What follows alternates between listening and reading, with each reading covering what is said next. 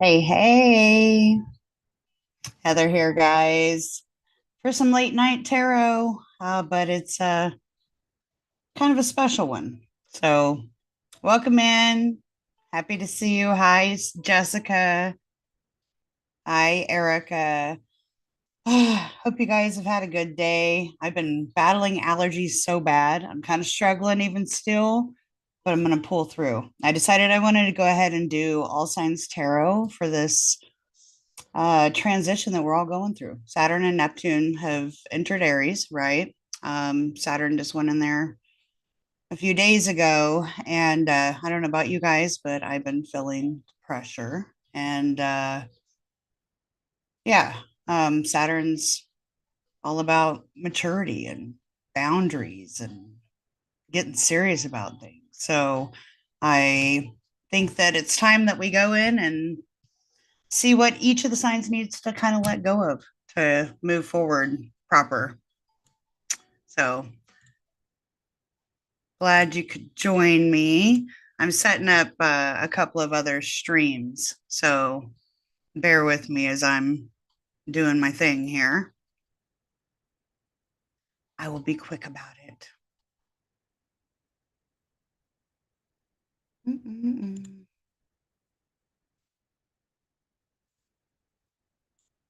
I don't know. I just been kind of thinking, like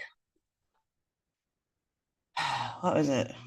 March 2023 ish when Saturn went into Pisces. And for Neptune, we're going all the way back to 2011, 2012, right? And so during Neptune, or not Neptune going through there and Saturn coming in later, um, I don't know about y'all. Actually, I already know. You guys have been feeling the fog and stuff, and all of a sudden it kind of feels like we're at this in between place. And I know a good majority of you have probably been doing the work and figuring out what you need to release and what to be able to move forward. And the Neptune Pisces Neptune story was a long one, and a lot of us, including myself, self-sabotaged in so many different ways. And yeah, it's been revelatory, that's for sure. Saturn wants no bullshit, wants you to go ahead and let go of that dreamy Neptunian thing and get serious about what relationships you need to let go of, all that kind of stuff. So I am just about done. Okay, I got it posted in a couple different places here. So leave my chat open and we'll go ahead and roll out some cards. Pretty big stuff with today. The eclipse happened at like 4 o'clock in the morning. It's also the Chinese New Year, year of the fire horse. And that's just where I think where things are going to start speeding up, to be honest. Aries is a fire sign and had a sextile up to Aquarius where the eclipse happened and where the sun is. Pretty, it's going to be a pretty, I don't even know how to say, quick moving, fast, tumultuous kind of transition that we're all going into. And I hope you guys are all prepared for sure. There we go. I'm handling multiple streams, so thanks for your patience with me. Let's go ahead and break out the cards. If you're new here, hi, I'm Heather. Thanks for stopping by. I read tarot, I'm an astrologer, spirituality, everything is my jam, alongside shadow work and philosophy and all the religions, all that kind of stuff. So check out our channel here over on YouTube. It's Woke.Ones.Revolution, dots in between it. So Woke.Ones.Revolution. All of our Myself and Miriam Kramer have our channel over there, and you can book a reading with us. You can become a community member. We do a lot of different things, and we also have a Patreon channel, and our members get monthly all signs tarot readings. And my partner Miriam is OG. She's been reading tarot forever, and it's actually one of the first tarot readers I ever ran into. No, she just my sister friend, my business partner, love her to death. But it's just me tonight. We're going to go ahead and see what's blocking collective all signs for Aries through Pisces with a Saturn Neptune conjunction happening in Aries. It's pretty massive. They're at the world point, 0 degrees Aries. They conjunct, not often, but this particular conjunction at this world point that's going to happen at on the 20th. It's going to be down to the exact minute conjunct in the sky, and Saturn's restriction. Neptune likes to create, it also can dissolve. It's about our spiritual purpose and a lot of what's happening in the world right now. The best way I think that any of us can move through this time with all the crazy that's coming out, the heinous that's coming out, the fear that all of us in one way, shape, or another are having with moving forward or making the choices on which way to go in our lives is all pressing down on us. And so I'm going to read through all the signs here. We're going to start with Aries on what needs to be released so that we can move forward with this clean slate, this reset. What do we have for Aries? Aries sun and rising, please. We have for Aries what needs to be released. I got the Hermit in reverse that popped out first. I do also have there it is. Got the Dark Mirror oracle that I'll pull a card for each sign. I'm gonna try to make it all last within an hour. So hang in here with me. I just got the Knight of Swords in reverse.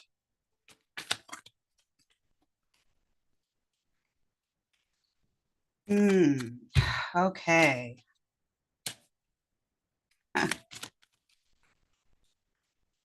So Aries is being pretty heavily affected. Okay. This is Saturnian nature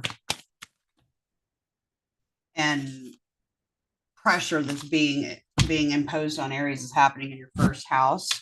And that's directly on your body. Looks like there's some discernment that needs to be taken with my Aries people in what to hold on to and what to let go of course. With the first card, I got the Hermit in reverse. That's a Virgo card. I then got the Knight of Swords in reverse. That's a fiery air sign. Then I also got the Knight of Cups in reverse. So looking at this, I think that Aries really, after Pisces season and all that stellium that went through Pisces, really still feels the urge to just go and want to go hard. Wanting to get out. You've taken in all the knowledge that you've acquired through Pisces with all this this long ass transit with Neptune and Saturn and Pisces. You've likely hooked up with new mentors and things like that. But it's imperative that we let go of the need to feel. I'm getting like with these two together, I'm getting like bombastic energy, if that makes any sense. Like, don't get too ahead of yourself. That's that Knight of Swords in reverse talks about impulsivity and maybe even having harsh words for people, and wanting to take action, but maybe jumping ahead of yourself, right? That impulsive, it's almost like impulsive identity decisions that are like driven by ego. The hermit in reverse. Well, the hermit in general is a mercurial card, right? Which so is the sword. The sword's all about the mind and thinking and swift action and not thinking in reverse. Quick silvered tongue for that matter. But I think that it's important to not get caught up in your ego, and or to manipulate people or situations, any sort of tendency that Aries may have had to, how do I say, it's almost like a feeling of restriction. I just want to get out and I want to go and I want to do what I want to do. That's very Aries. And ego is okay, but impulsive actions based off of some sort of fantasy version of who you think you are or who you're supposed to be, is a bit of a problem that I can see some Aries dealing with. Let's see what else we have for Aries. I'm going to go ahead and pull from the Oracle cards here too. Don't be afraid of your feelings either, Aries. The need to, I say we because I'm an Aries rising. We've kind of really had to go within for quite a long time and process emotions. Don't keep holding back. You need to continue to be authentic and genuine in who you are, and don't be burning any bridges. And I think that's like really important, that don't forget where you came from. Don't let successes get to your head. If you're finding that you have been maybe taking shortcuts in relationships, doing some manipulative tactics in regards to how you communicate with your spouse, I'm getting short, snarky, maybe even condescending attitudes, trying to get a reaction. The knights aren't kings, right? It's kind of an immature, not fully developed type energy. And so moving too quickly on that can really make you look like an ass in the long run. And maybe even, okay, I just got thrown somewhere else. I just got thrown to online activity. We've got the Knight of Swords, which is Gemini, Libra, Aquarius, and then the Hermit card. Like I said, that's Virgo all day. But I got mercurial action again. It's really pulling through. I think that whatever has still got you depressed that you have not dealt with, it's time that you slow down and actually take the time to pay attention to. I mean, with the Knight of Cups in reverse and the Hermit, I'm also going to say with health matters, if you've been neglecting anything in that realm, it's time to get the checkup. Saturn in our sign is definitely speaking to the body, and Neptune in our sign in Aries can definitely make you start to feel lethargic. And so this energy right here could lead to burnout really fast. As far as online stuff, if you're depressed, and what I was seeing was somebody that was just doing this, maybe getting into online fights, getting emotionally triggered by what you're seeing, so much so that you spend all day commenting on shit that you don't agree with. That's what I've got here. So the card that I ended up with for Aries on the dark mirror deck is card number 32, which is a 5. That's kind of some somber energy. Today for tomorrow is the description of this card. I hope you can see it okay. today for tomorrow. Looking at it, we've got a couple of ladies holding hands. Let's look at my spectacles here. Card number 32.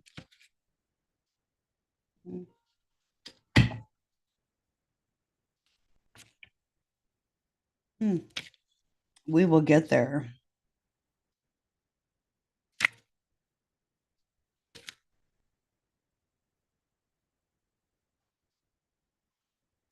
Goodness gracious. Maybe one of these days we'll get there. It's like the very last card. Okay. So we've got today for tomorrow. Hope is in the present. It's the brick we use to build the future on. Mother and daughter, or maybe even twins, or the same person in different times, red hair, black dress, standing at the top of some stairs under the moon in the wind. It may seem so going dark. It may seem like a trade off to sacrifice the present in order to secure a better future. That's what ants do, or sacrifice the future to enjoy a better present. Cicadas also do this. Either choice holds a bitter taste. It's like watching a child play. Shouldn't she study? And if she were studying, wouldn't she regret not playing more? You meet a person you're attracted to. Do you go past and let it stay in the fantasy? Or do you make a move and follow it through to the ephemeral ending, the endless choice between regret and remorse? What if, for once, we turn our back to the dark? What do we do the unexpected and we shred it like a used dress? We can walk by the sea as no one is around, and we can skinny dip out of our worries. The present and the future are only one single integrated connection. There is no choice because the road is only one. What we are today is what we are tomorrow, and what we are tomorrow may be different, but it's all as the same person. It kind of explains why I got that Two of Swords choice type card, right? Interesting. So there you go for my Aries. We're going to roll up and go to Taurus next. Take a quick peek over here into some Taurus energy. What is it that Taurus needs to release?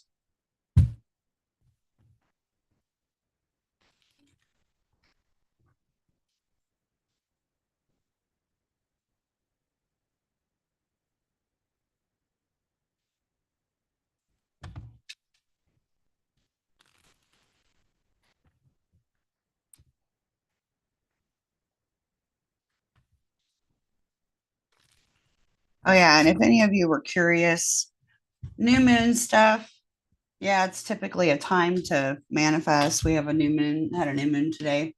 We're still in it. I mean, the moon has moved out of Aquarius and is in Pisces now. But during an eclipse, it's not necessarily the best time to manifest unless you're extremely skilled at it because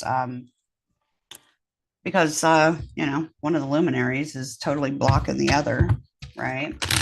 And there's all kinds of myths and things that you can go back in history on about these solar eclipse, but not the best time to manifest. Like tonight, I had an idea and I was like, yeah, I want to lay some cards. And personally, I started it just a couple days ago. I've been doing some lives and trying to do it through Zoom and connect everything. I'm an old lady, you know, like I don't really know technology that well when it comes to computers and streaming and encoding and all of those things. So I figured I'd also go live over here on TikTok. So welcome. All of the stuff that I'm doing tonight, the video, if you missed some of it, will be on YouTube later. Really, the Hermit card popped again in the upright. I'm putting it back in, but we're looking for Taurus here. What does Taurus need to release in order to move forward? Saturn and Neptune are now in Aries. What does Taurus need to release, please? Let's take a few.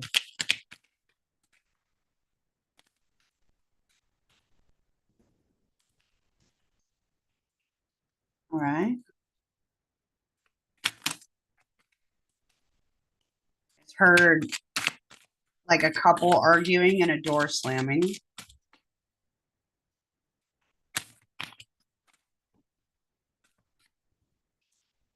If you're in a toxic relationship, obviously that's something that it's time to stop telling yourself a story about and actually make some forward movement on. So, I mean, the Saturn, Neptune, and Aries for Taurus going to happen in your 12th house. Talks about a lot of inner work that you're going to be doing. It talks about your psychic sensitivity, your intuition, what to actually need to listen to that story, or that voice that keeps telling you over and over again that it's time for something to change. It's time to start listening to that. You've got a long trek with Neptune going through your 12th house, and Aries is a fire sign. It talks about and structure, actually doing something about it. Oh my goodness. 5 of Swords reversed, 7 of Cups reversed, and the 3 of Pentacles reversed with the Tower card in reverse underneath. Pretty suiting for what we've been going through. All right, so let me see what we've got here. Let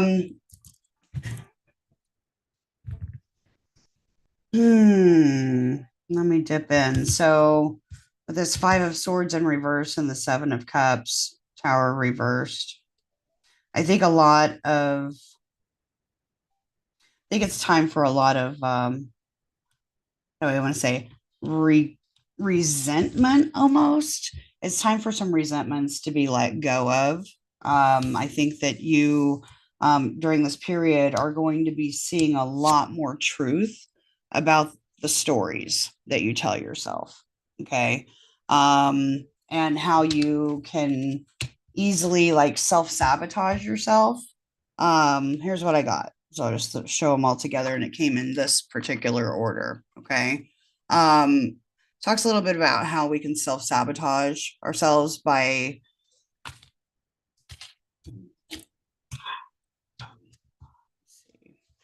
I want to say almost by being too serious, too rigid, maybe even where some Tauruses have some self-sabotaging behaviors with addiction issues. Maybe even letting go of thinking that everything. I mean, Tauruses, you guys are pretty freaking awesome at just about everything. But I think that sharing is going to be something that you might notice that you have been doing a little, not sharing, not being willing to cooperate, possibly with others. And I'm almost getting, because of differences in opinions, differences in stature, even. Let me see if I have anything else here that can pop out to tell me a little more about this. Getting like just stuck, the need to get stuck in your ways to the point to where you're pissing where you're pissing everybody off around you, even, if that makes sense. That was weird. Hopefully everything's still running smooth again.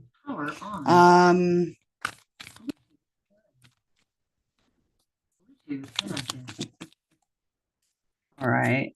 Let's see what else I've got here for Taurus. Keeps coming out in chunks, guys. Sorry, I don't want that many cards. Okay. All right. So what came out next was the Ace of Swords in the upright.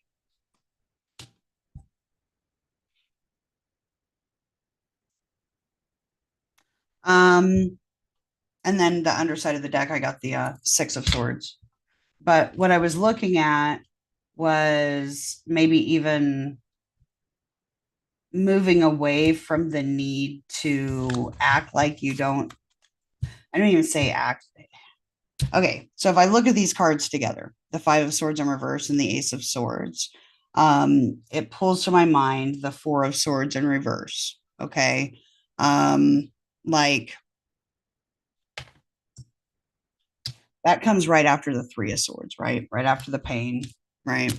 And then, the Five of Swords is about being done wrong, pretty much, winning at all costs. And what I'm getting with that is like maybe it's time to let go of the need to. I know this might come off the wrong way, but this is what I'm getting is like letting go of the need to bitch, bitch or complain or kind of gripe about. What I'm getting is like a bullish like attitude, maybe a pessimistic attitude, needing to let go of that and learning to cooperate a little bit better with others and remembering that others are a part of your story. You got plenty of people that care about you. And it's time that with it, when it's in the 12th house, all the stuff going through the 12th house, it's time to start internalizing some of that. Now, don't let it wear on your health too, since the Four of Swords can also indicate like needing rest and recovery. But I can also see Taurus like totally working through that, like just busting ass all the time to the point to where you're not even acknowledging that you need to take a break.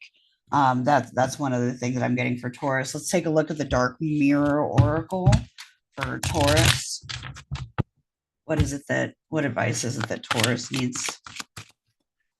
No, these cards are they're a little different. I don't know. I almost grabbed my what is it? My Sacred Rebel deck. I might even switch it up actually. You know what? I am. I feel the calling. So let me grab her.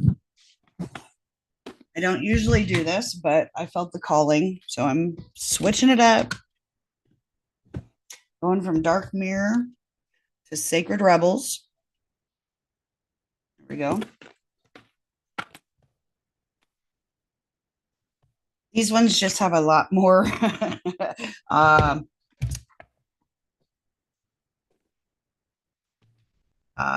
bare bodies in them. Let's put it that way.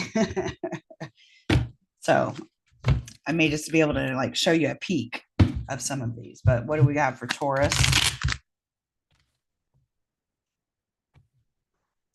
That Seven of Cups. I think it is really a lot of this air and water that I'm seeing. I got the Three of Pentacles in reverse.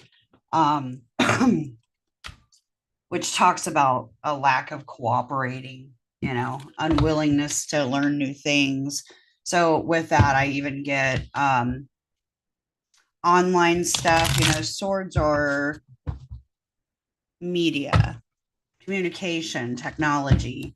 So if any of you are like, I'm not gonna use AI or even educate yourself about it, maybe even play with it because you don't agree with it, it might be time to kind of move away from that mentality, because just like when the internet came like to be super popular, right? People were bitching about that, and now people can't do without it, right? Like your bank login, all that kind of stuff is like reliant on the internet. So if maybe you need to release some dogmatic views and being stubborn about being willing to learn new things. What do I have for Taurus, please? Just gonna get one. Hi, you guys, whoever's coming in, welcome. I can't pay attention to the chat and read cards at the same time, but glad you're here.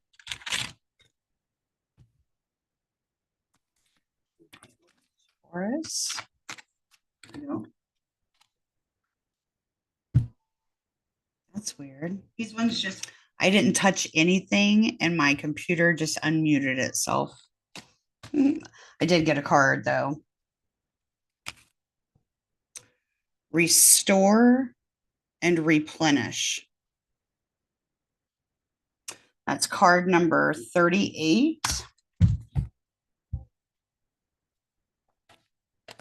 38's an 11, which is a 2 in numerology. I got flashed like that when I said that. I got flashed like the 2 of Wands and the 2 of Cups, which interesting. I didn't have any wands in this, but Aries is wands, and it's also in the wand sect. It's more like a ponderance, um, looking out at perspectives and options and what you want your next to be.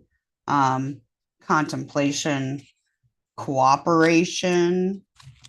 So card number 38. Replenish and restore. Okay. You are in need of something so much deeper than rest. You need restoration, replenishment, and revival. This is not, this will not necessarily come from lying about somewhere, taking a moment out of your day or evening activities. You're more likely to gain what you need by breaking with your routine completely and doing something different. You need some variety, some space, some change to bring fresh energy into your body, mind, and heart. You need to restore and revive yourself by changing the usual flow of energy through your being. You could stimulate this process by going to a different place. I mean, 12th house is also like long distance journeys too. Um, and that means within your psyche, you know, your inner world, journeys, dream time. Um, you need, let's see here. Let me go back to figure out where I was at. I'm sorry, guys. I got tripped up there. All right. So, okay. So you could stimulate this process by going to a different place, meeting different people, and taking different action to what you would normally do. You can return to your regular routine in time if it feels good for you. However, it is now time to move without pushing yourself beyond what is known, comfortable, and familiar. We know Taurus likes comfortable and familiar. This oracle card also comes as a message with great loving guardian, which is life itself. You've been working so hard and have accomplished so much already. However, you often sell your accomplishments short and focus on how much more is yet to be done. That's that pessimism I was telling you about. Life is telling you that it's time to put down the paintbrush pen and the endless list and thinking mind and get into your body. Take the time to just experience yourself and of nature and remember how to just be. In doing so, even for a relative short amount of time, you'll feel more of yourself and ready for this next phase. You might be surprised what just a day or two of doing this can do for you. Restoration does not need to be a long, involved process, especially if it's attended to when it's needed. Okay, also, it says this oracle is also confirmation that you are in an important transition phase between one level of experience and the next. That actually really speaks to this Three of Pentacles in reverse. Okay. So if you feel that you're treading water or that you're in some sort of purgatory somewhere between your old life and your new life, then this is particularly applies to you. If you can't quite break into the level you're reaching for, have faith. You're just taking a breather between races. Soon you'll have enough power and energy to reach that next level and succeed. If you have been considering a new endeavor, or if you've recently started one, then this oracle brings a message of encouragement. Yes, this is a good step for you. You might be worried that you're taking on too much. You are encouraged to take time out and rest and rebalance yourself. That was that, like I said, that Four of Swords energy came out to me too. So you're going to be supported in your need for new and different experiences to refresh your spirit. You may let some of these new endeavors go once you have gained what you need from them. However, they are useful now. You're encouraged to trust yourself and to know that you are working consciously to meet your own needs, and this is healthy and good. Okay. If you have been under the weather, you will be well again soon. If you've been working on healing your body, mind, or soul, this oracle comes with assurance that what you're doing is working and bringing some benefit, even if you're yet to fully experience the benefit. So just keep working, continue to work, and know that you are indeed healing. I know that was a really long oracle card compared to that. Don't be pissed off, my Aries, if you see that they got a little bit longer one. I changed decks after I looked at it. So that's what I've got. Okay. Let me replenish myself here. So Taurus, like I said, with Saturn and Neptune going through Aries in your 12th house, take it easy on yourself. Have some grace. And the 12th house, like I said, can be self-sabotage. So one other thing that I think that maybe Taurus might need to release and let go of is just that way you may keep telling yourself, that's just who I am. That's just how I am. And expect other people to just, go along with that BS. It's time that you look at yourself and, stop overworking yourself to the point to where you're ignoring what needs to be addressed. So that's what I've got for my Taurus. We're going to move on. Check out Gemini and see what we got going on with Gemini. Before I do, I will take a quick peek here at chat. Hello, Robert Sprite and Cassandra. Hello, hello. All right. And so, hi, Cassandra, old friend of Miriam's, new to all this. What's this all about? It's a lot to stop and explain this moment. So maybe just listen. I'm going through the zodiac signs and just giving a little insight and maybe some things that need to be let go with all this astrological weather that's going on. We've got some major transits that are affecting the collective hardcore. As some of the outer planets are going conjunct and making some aspects that haven't been made together in 6,000 years. We're talking about kind of like a reset in history for the world. So I'm going through each of the signs. I've done Aries, I've done Taurus. Taking a quick look here. Hi there, Kaylee Sue. Hi, Sissy. Good to see you.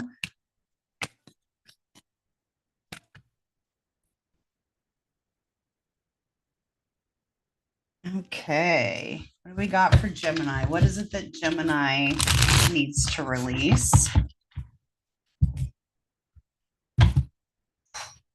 to have a clean slate? Relinquish what they need to relinquish to be able to move forward, happy, prosperous, and to be on the right path. What does Gemini need to release? All right.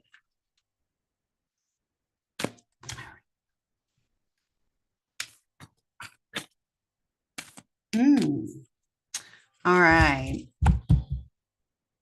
So this transit of, my goodness, this transit of Saturn and Neptune are happening in Aries and Gemini's 11th house of, I mean, it's a house of hopes, wishes, dreams, communities,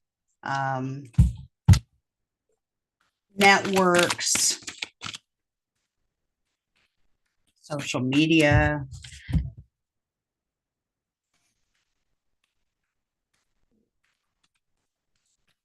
Taking a quick look here. I did have a card flip upside down. Got the Page of Wands in the upright.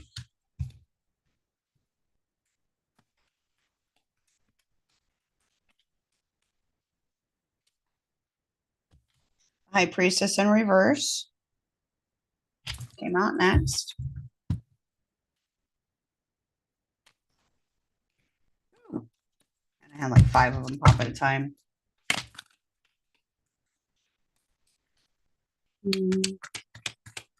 So pages, they're youngins, right? It's almost like a immature energy. It's also an exciting energy, you know.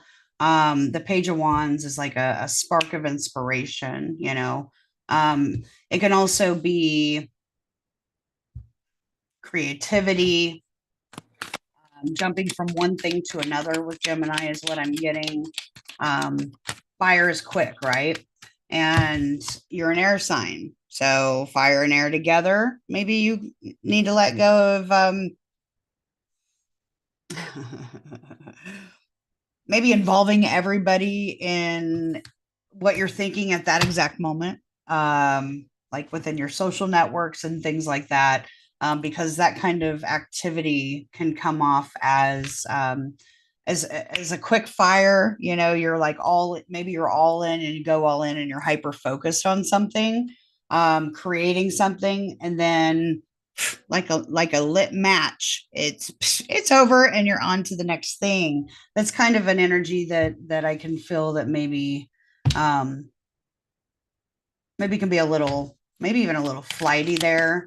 I mean, it's a fire sign, so just impulsivity could be another, needing to, oh, and I also just got with a High Priestess in reverse, needing to let go of self-doubt or feeling like you need approval from other people, or not even approval. What the word I'm looking for is validation.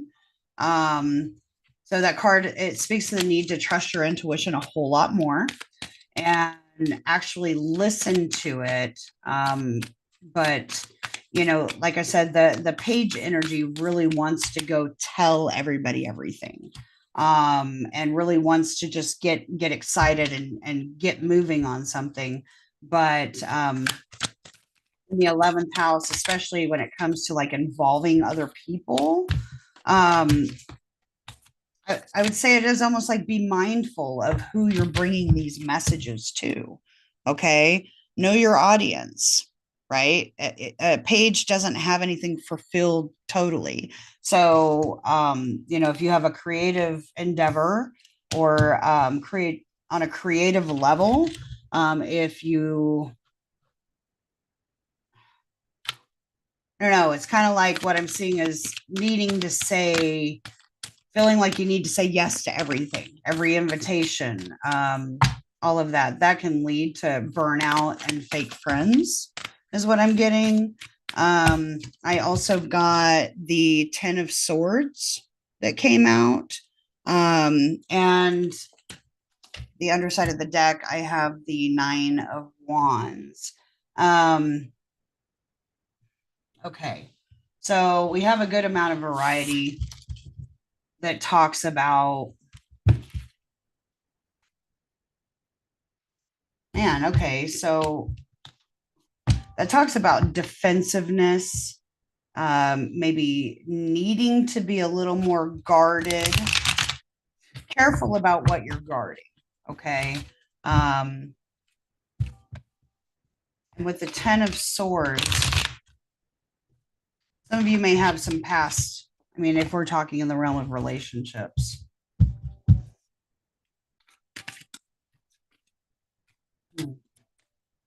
course, the Ten of Swords looks pretty damn painful, right? And this is pretty damn guarded.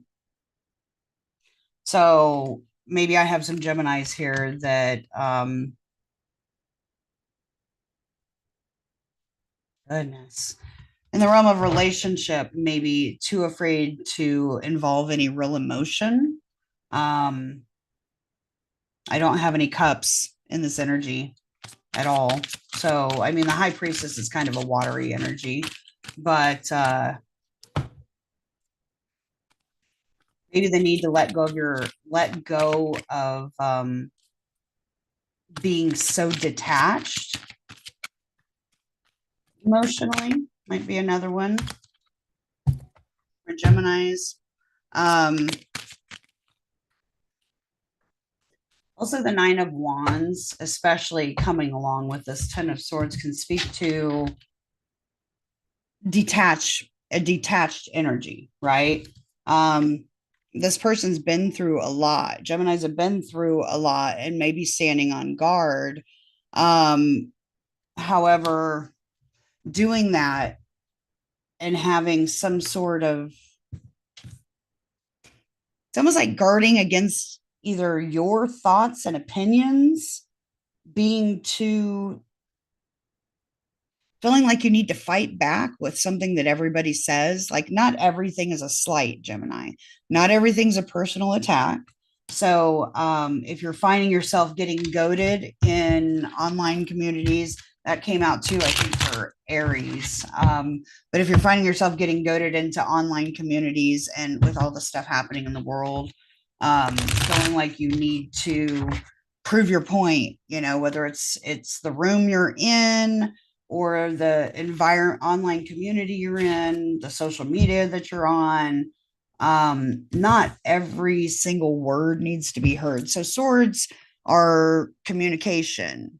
It's like an intellect. It's thinking. It's and the Ten of Swords is like pain that can be caused by hurtful events. Okay, and then the lack of cups, I just got thrown over to family. I know that's not like 11th house, but I'm getting the need to perhaps release release the guardedness of thinking that nobody understands you, nobody understands you, kind of thing. And like in the realm of the family. Okay. So that came out really scattered. I'm sorry about that, but it popped in fast since another message started coming through. So, what oracle card do I have for Gemini, and maybe what Gemini needs to release?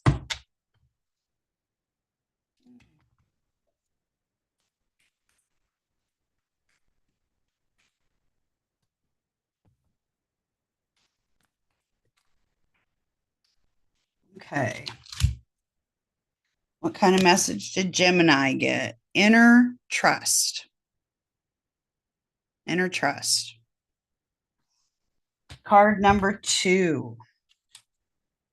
Let's see what we got here. I'll read this out to you guys. I remember every time I break this out, I remember why I don't always break it out, because the messages are beautiful, but they are lengthy. And I know it's kind of late. This girl has some more work to do tomorrow. All right. Number 2, inner trust. I hope you guys can see the card. All right, here. So let's get it. All right. Though it may be cloaked and hidden, within you lies a natural magnificence, vibrancy, and true uniqueness. The harder this is for you to believe, the more growth this oracle is offering you now. Your opportunity for growth lies in letting go of the need to hide yourself from the world and to let go of any doubt about the wonder that lies within you. That's actually really great, because of that page. I mean, that can very much speak to creativity and a new thing that you just want to show off. Doesn't mean you need to let go of it, but let go of the fear behind doing so. All right. So, let's see here. Okay. It's time for you to trust yourself and let the real inner you out from behind the veil. You're being assured that you can trust your intuition and your own sense of things. Sometimes what you sense will be love, and you will open your heart and move easily towards the source of that love, be it in the form of another person, a new career path, a project which you care deeply about and want to pursue, or a spiritual or creative practice that you are keen to explore. Sometimes what you sense will be more challenging than sometimes what you sense will be more challenging than this and will ask something different of you.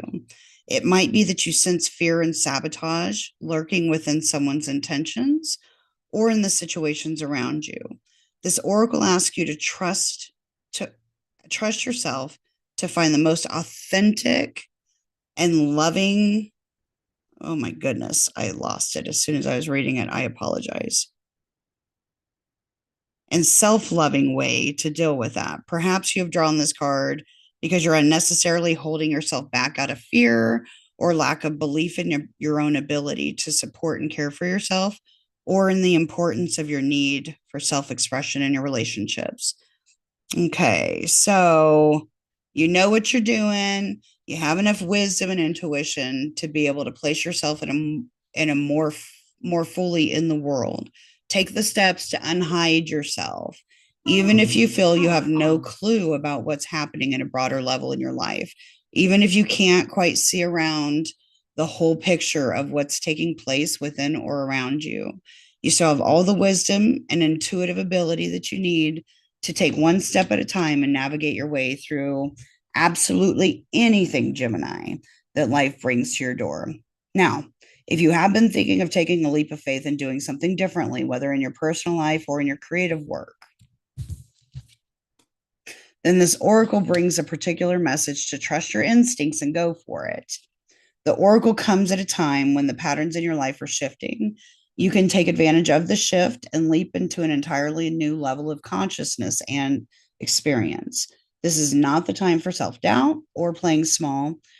It is a time to get in touch with courage, boldness, and the daredevil within, and to take that step, big or small, into the future that is beckoning you forward. You have the wings to fly. Sometimes we don't realize it until we leap over the edge of what we've known and begun to soar into a new life. That's really beautiful for you, Geminis. I love that for you. Love it, love it, love it. All right. So, heard it here. That Cancer. Cancer's next. What does Cancer need to release? Go ahead and jump in here. See what Cancer needs to release.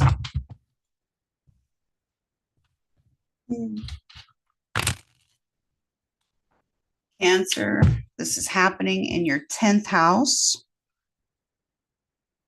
So I don't know what just happened, but on TikTok, my screen totally, oh, it was my phone setting. It went into like the nighttime mode. So I don't know if it put me in black and white for you guys, but it put me in black and white over on TikTok. Okay. So Cancer, this is happening in your 10th house, Saturn and Neptune transiting. I mean, it's bringing you guys a square, right? Because it's happening in Aries, so it squares your sign. And let's see what Cancer needs to release. Okay.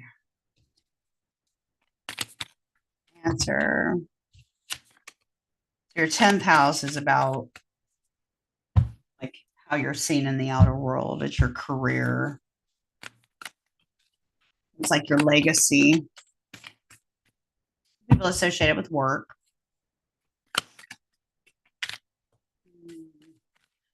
I just got shown that's funny, Cancer. So I just got shown like your opinion in politics.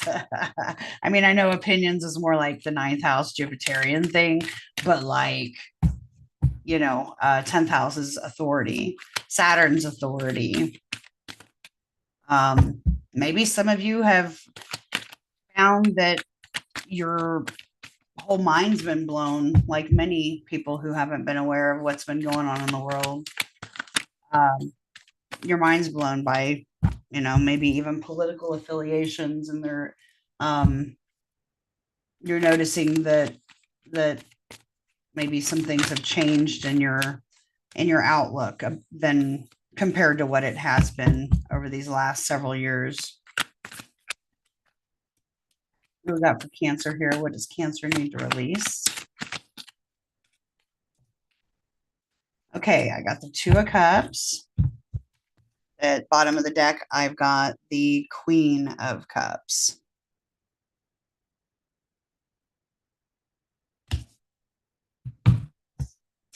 Okay, so the Two of Cups, I mean, it talks about camaraderie, cooperation, emotional bond. I also got the Hierophant in reverse with the Six of Cups underneath. Very, very family oriented, childhood, caring energy. And in this Two of Cups, what I'm noticing right off the bat is that the duality, the differences, although they're similar, they're both women. One's wearing pants, one's not. One's dark skinned, one's light skinned, but they're looking at each other and have a genuine exchange.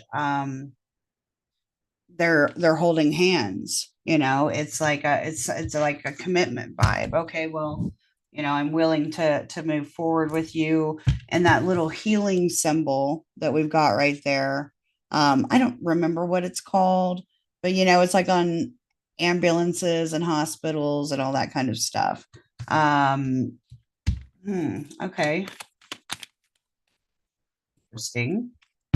Maybe there's some dynamics that, I mean, the 10th house is, your opposition is the fourth house of home, and that's a Capricorn. So I know that is stepping away from the topic of the reading, but it's showing it to me. It's showing that there's been some rigidity in regards to needing everything to be like traditional almost. And there needs to be a bit of a flip in that. The Hierophant in the upright, it's the Taurus card. It talks about, in a lot of ways, seeking. I think of it like, you notice that there's two people down here at the bottom of the card, and they are worshiping with they're worshiping with their guru or their priest, or their, that's the traditional manner. But I think that some of you Cancers may find yourself looking at things in a different perspective and understanding that not all is black and white. Even in this Hierophant card, I hope that you guys can see this. Even in this Hierophant card, these women are two different colors. The Hierophant is split into two different colors as well. So maybe being willing, letting bygones be bygones, letting go of old belief systems that maybe were conditioned that need to be let go of, and understanding that it's okay to be a little different. It's okay to collaborate with different people. I think that you guys have been doing a lot of healing, and maybe even getting new associations, and you're ready to jump forward and make your big bold moves. But if any of you are holding on to any tendencies to like look down on others, or even have,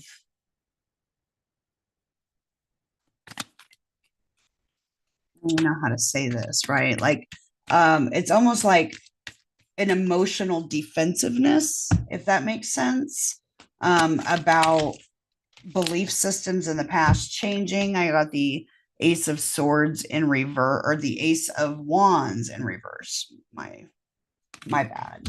Underside of the deck for Cancer. There's that energy that I was feeling.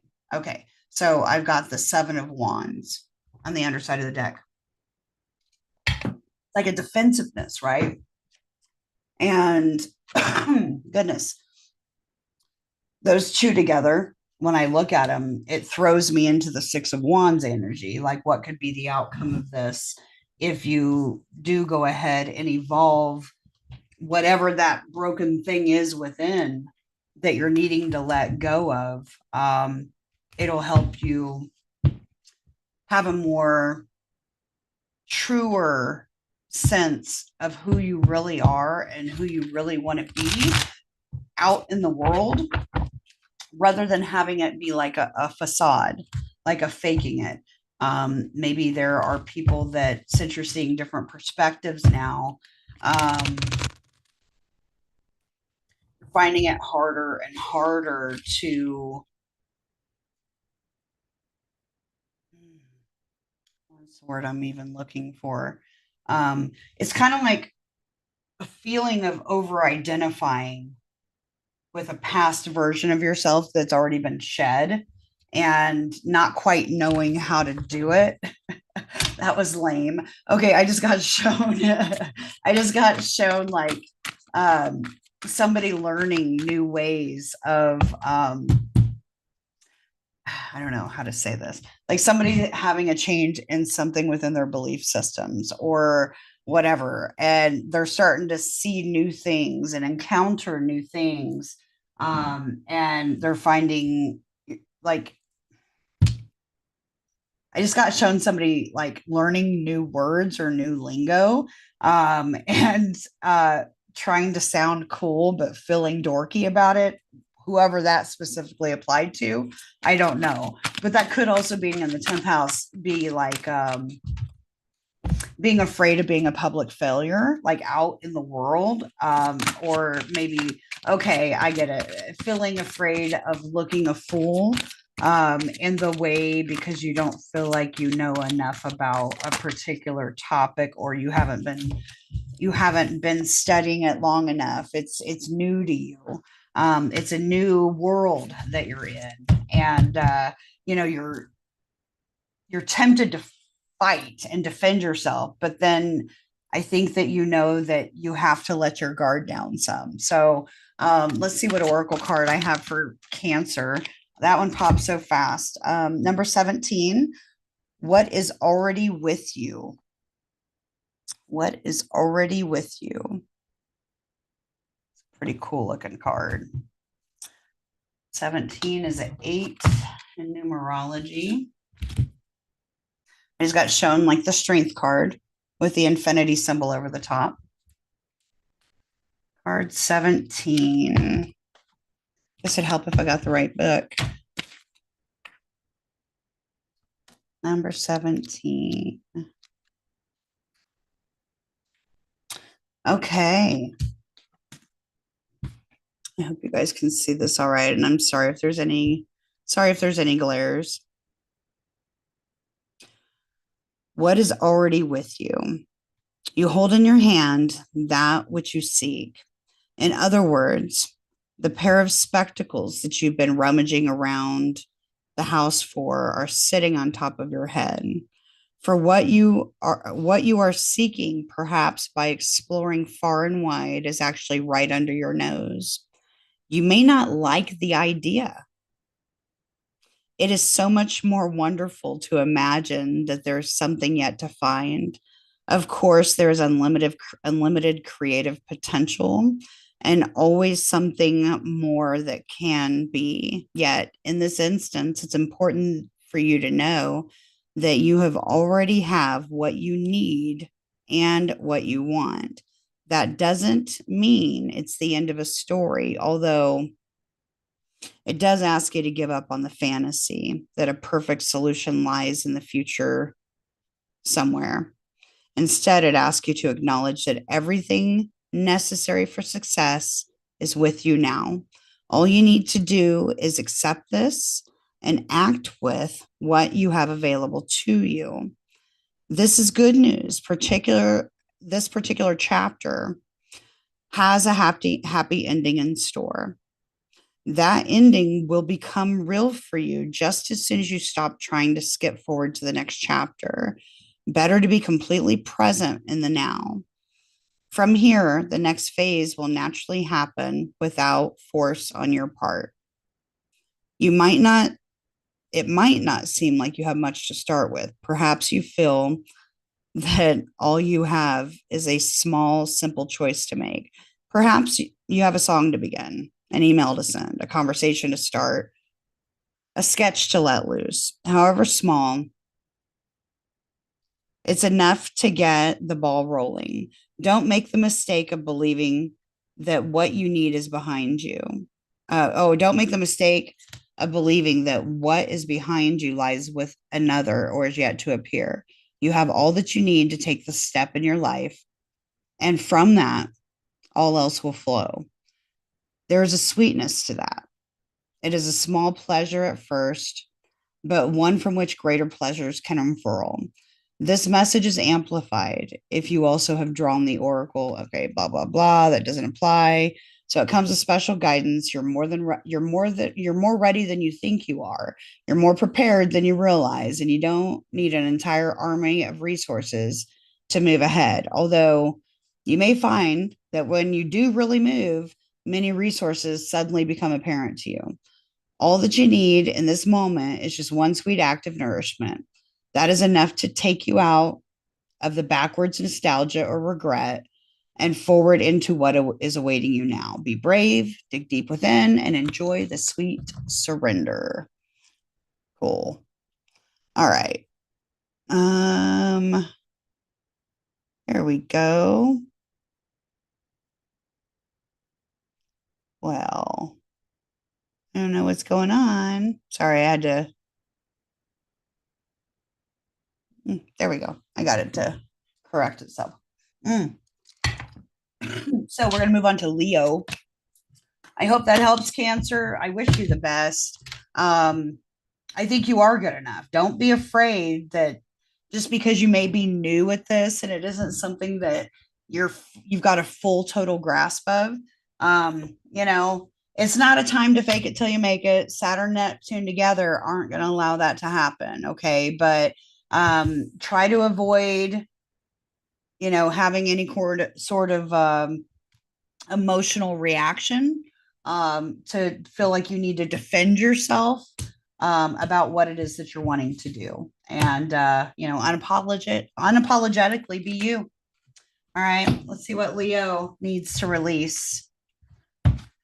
So, Leo, this is happening in your ninth house. And so, you're getting a trine from Aries. That's a fire trine. That's creative. That is quick action movement. So let's see what Leo needs to release with these transits.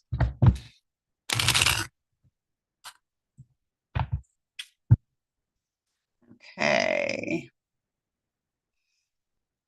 Let's see.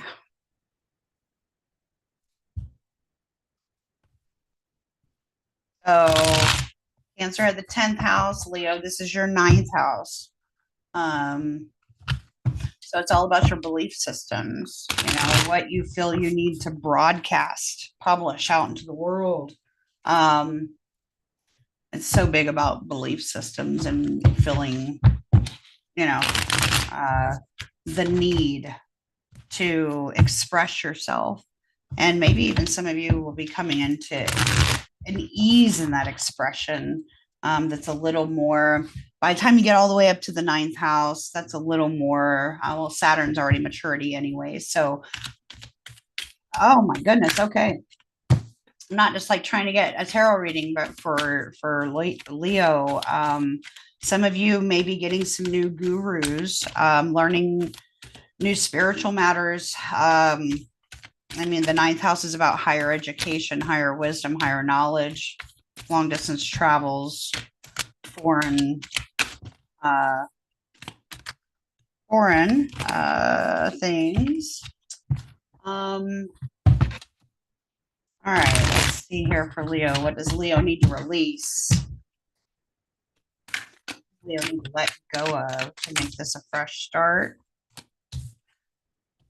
Oh, another fire. Got that Aries full energy. Got the Nine of Wands again. So that defensiveness, the need to guard or fight.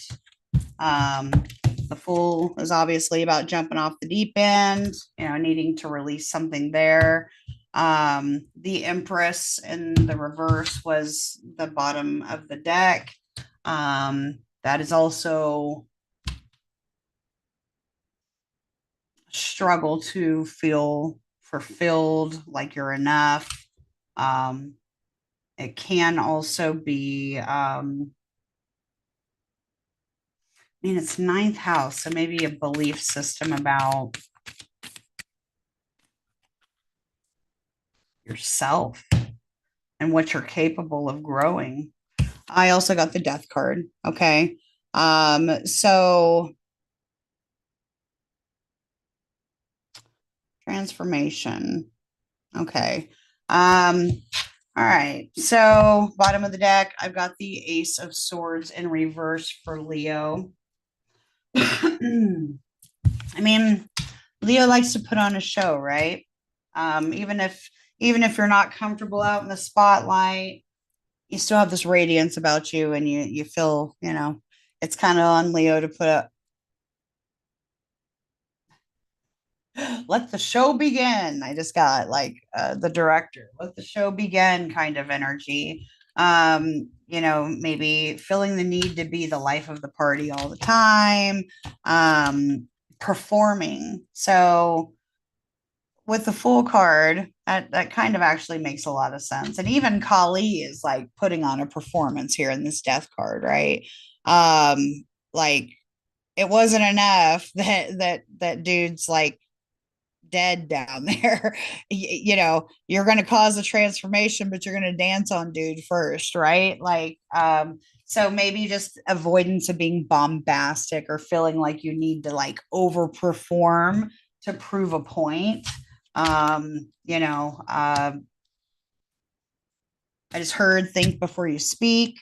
Below the ace, I had the King of Wands, kind of looking at that ace, like, in that ninth house, that's kind of the natural Sagittarius house. But Leo, you're all fire, just make sure, that what you're saying is the truth.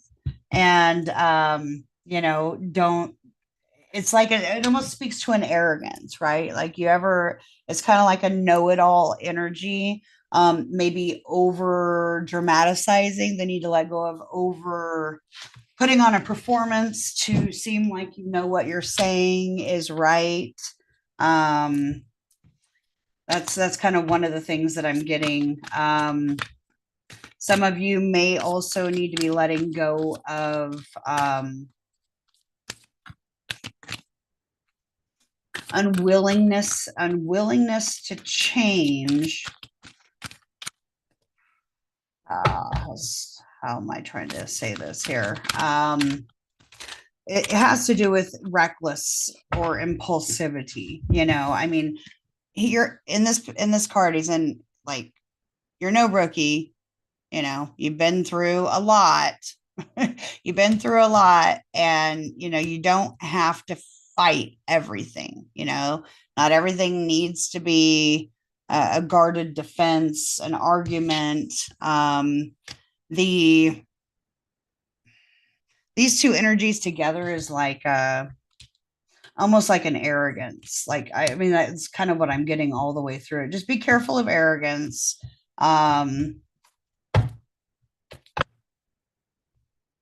Leo, you're a lover. You're a lover, but this stuff going through your ninth house of beliefs.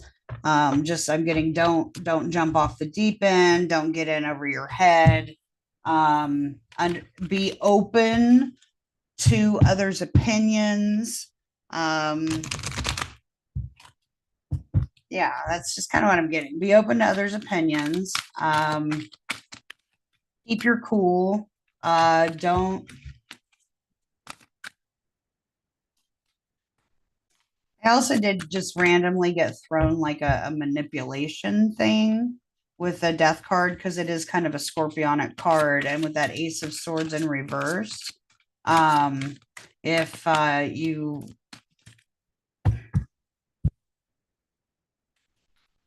I really hope you haven't been doing this, Leo. But I kind of got like in the realm of undercutting others to provoke some sort of fight.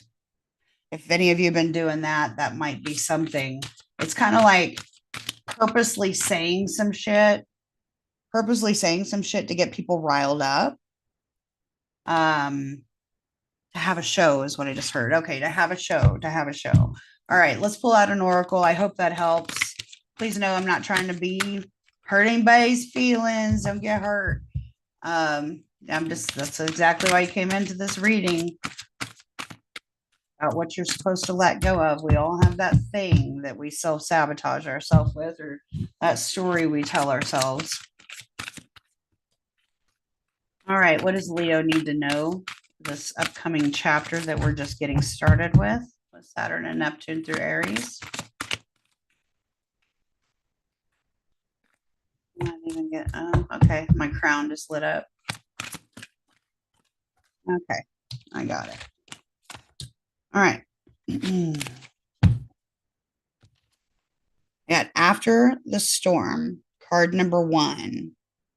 That's pretty cool. Card number 1. Have to dig too deep in the book then.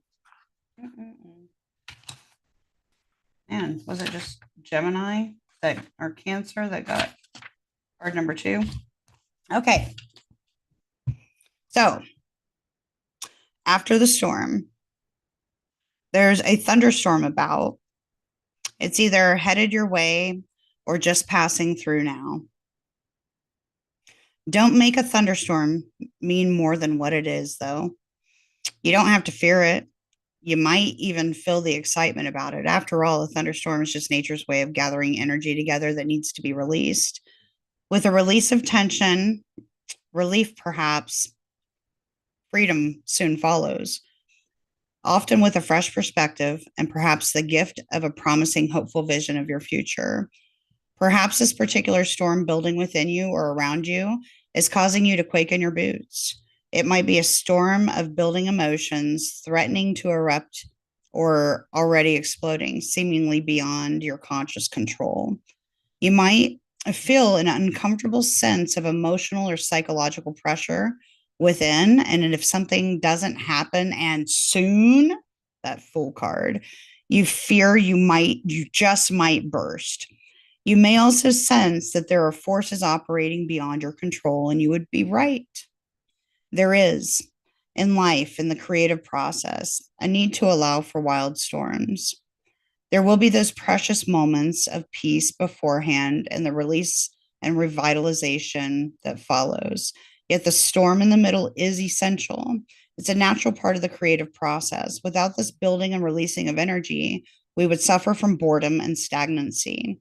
You may prefer this excitement of a storm or the fresh, open feeling that accompanies its clearing.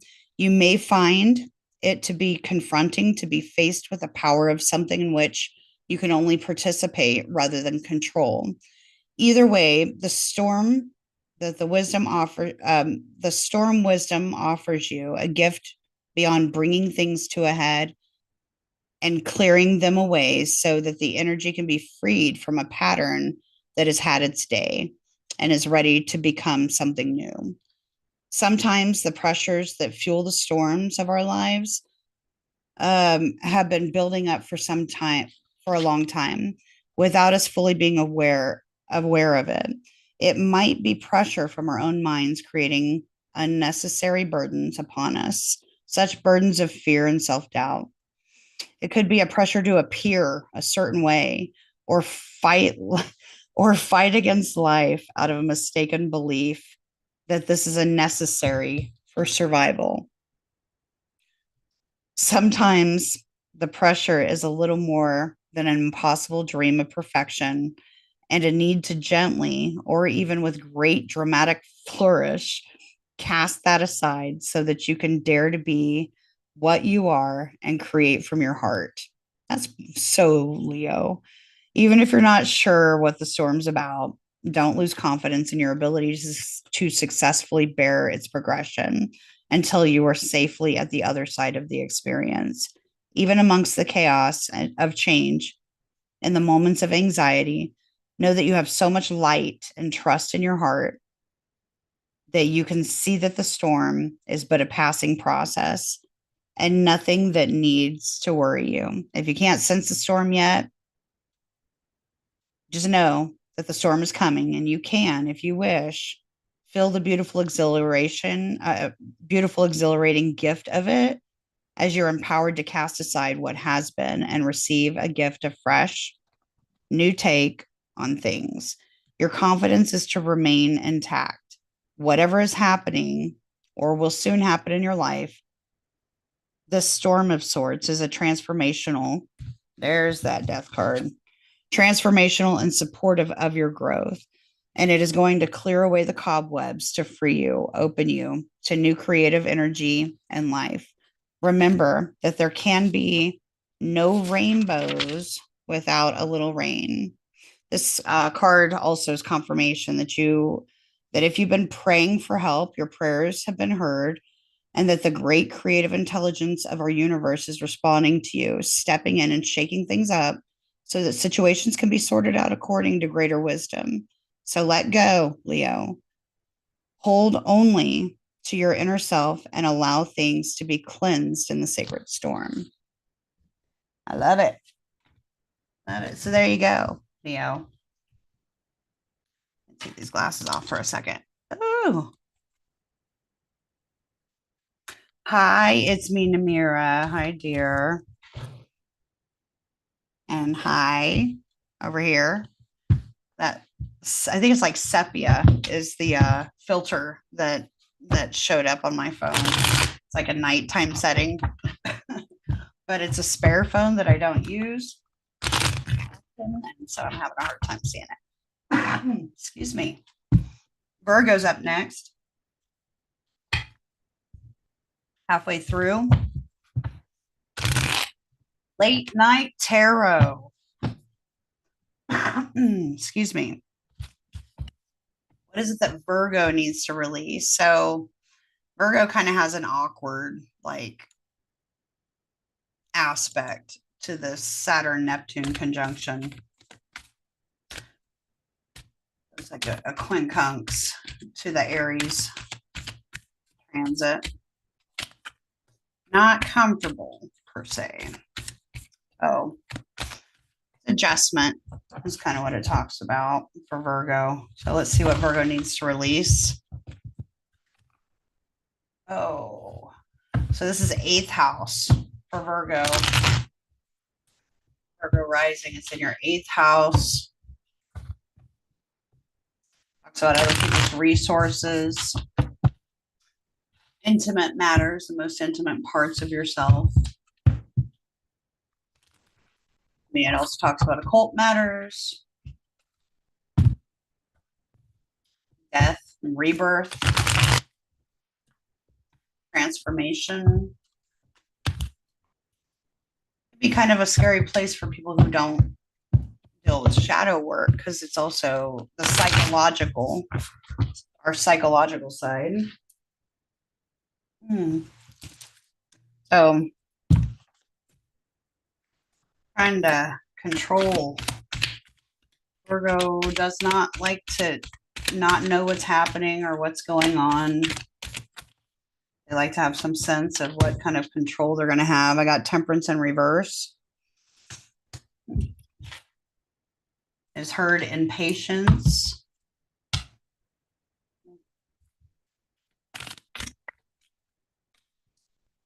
Okay. 8th house can be also matters of like I said other people's money, inheritances and taxes, insurance claims, other people's monies and resources. So I got the King of Cups in reverse for Virgo, what they need to release. Ace of Swords in reverse at the bottom of the deck for that King of Cups. And matter of factly, got a card of fate. I got the Wheel of Fortune. Okay. Talks about karmic cycles. And when I look at all these cards together for Virgo, underside of the deck is the Three of Cups. So I think Virgos, you may have some good things coming. I think it talks about the need to let your guard down some. You know, the eighth house matters can definitely have some trust issues, all day kind of trust issues. And with Saturn and Neptune going through there, I'm sure that's, you know, over the last several years that there has been a big shift in your knowledge base about something, maybe even someone, considering I got the King of Cards, the King of Cups. So I also got the Temperance card. So the Temperance card in the upright, so you can see it. Temperance card in reverse. It is a Sagittarius card. And it also is interesting because it's like ninth house vibe, right? Which in reverse, can talk about some rigid beliefs. Emotional angst with this Knight of Cups.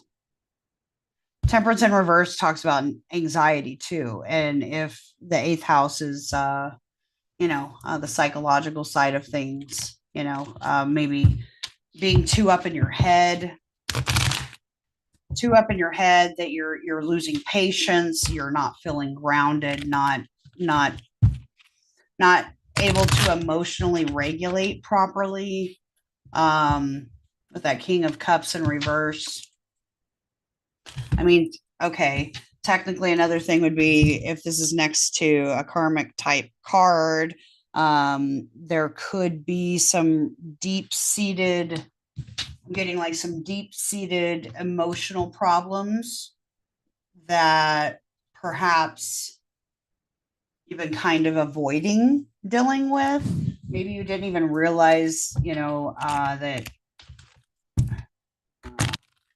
like I got that Three of Cups and I'm seeing these three ladies like partying, right? Or having a good time. They're not worried about if they're going to spill anything out of their cup. They're being carefree. So I feel like maybe you need to lighten up a little bit, Virgo. Quit being feeling the need to control everything. Because I mean, especially in matters of the eighth house, and dealing with things of a karmic nature that occur up there in the eighth house. I mean, it's also sex, death, taxes is what people say that about the eighth house. You can't control that kind of stuff, no matter how upset something makes you. It like requires some surrender, basically, and letting go of control to kind of aid through this properly.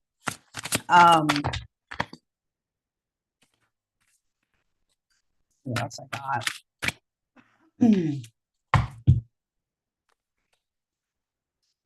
Saturn calls for structure and maturity.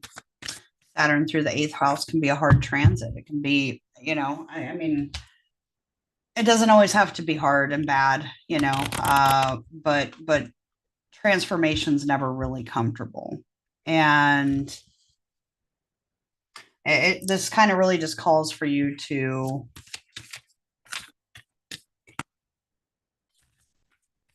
understand that losses will happen. Losses will happen in the eighth house. All right, I'm gonna be honest. Saturn is restriction. Saturn is, it's structure, it's responsibility, it's maturity. It also is like a house of a father, father energy.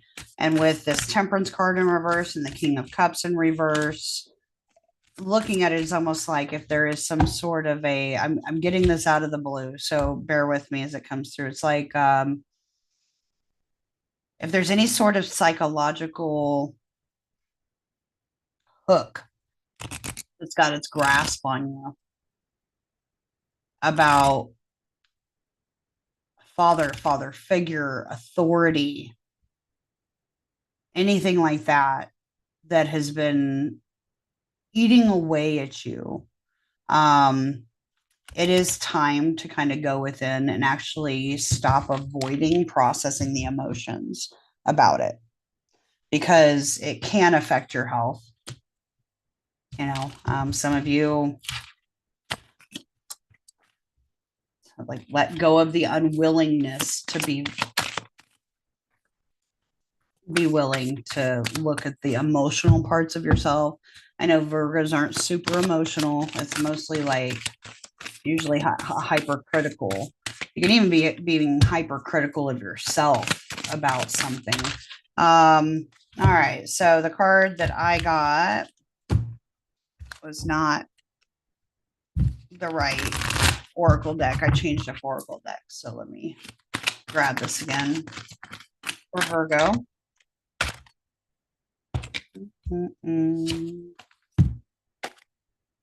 Number 14, going beyond normal. For Virgo. Going beyond normal. Let me grab my reading glasses here.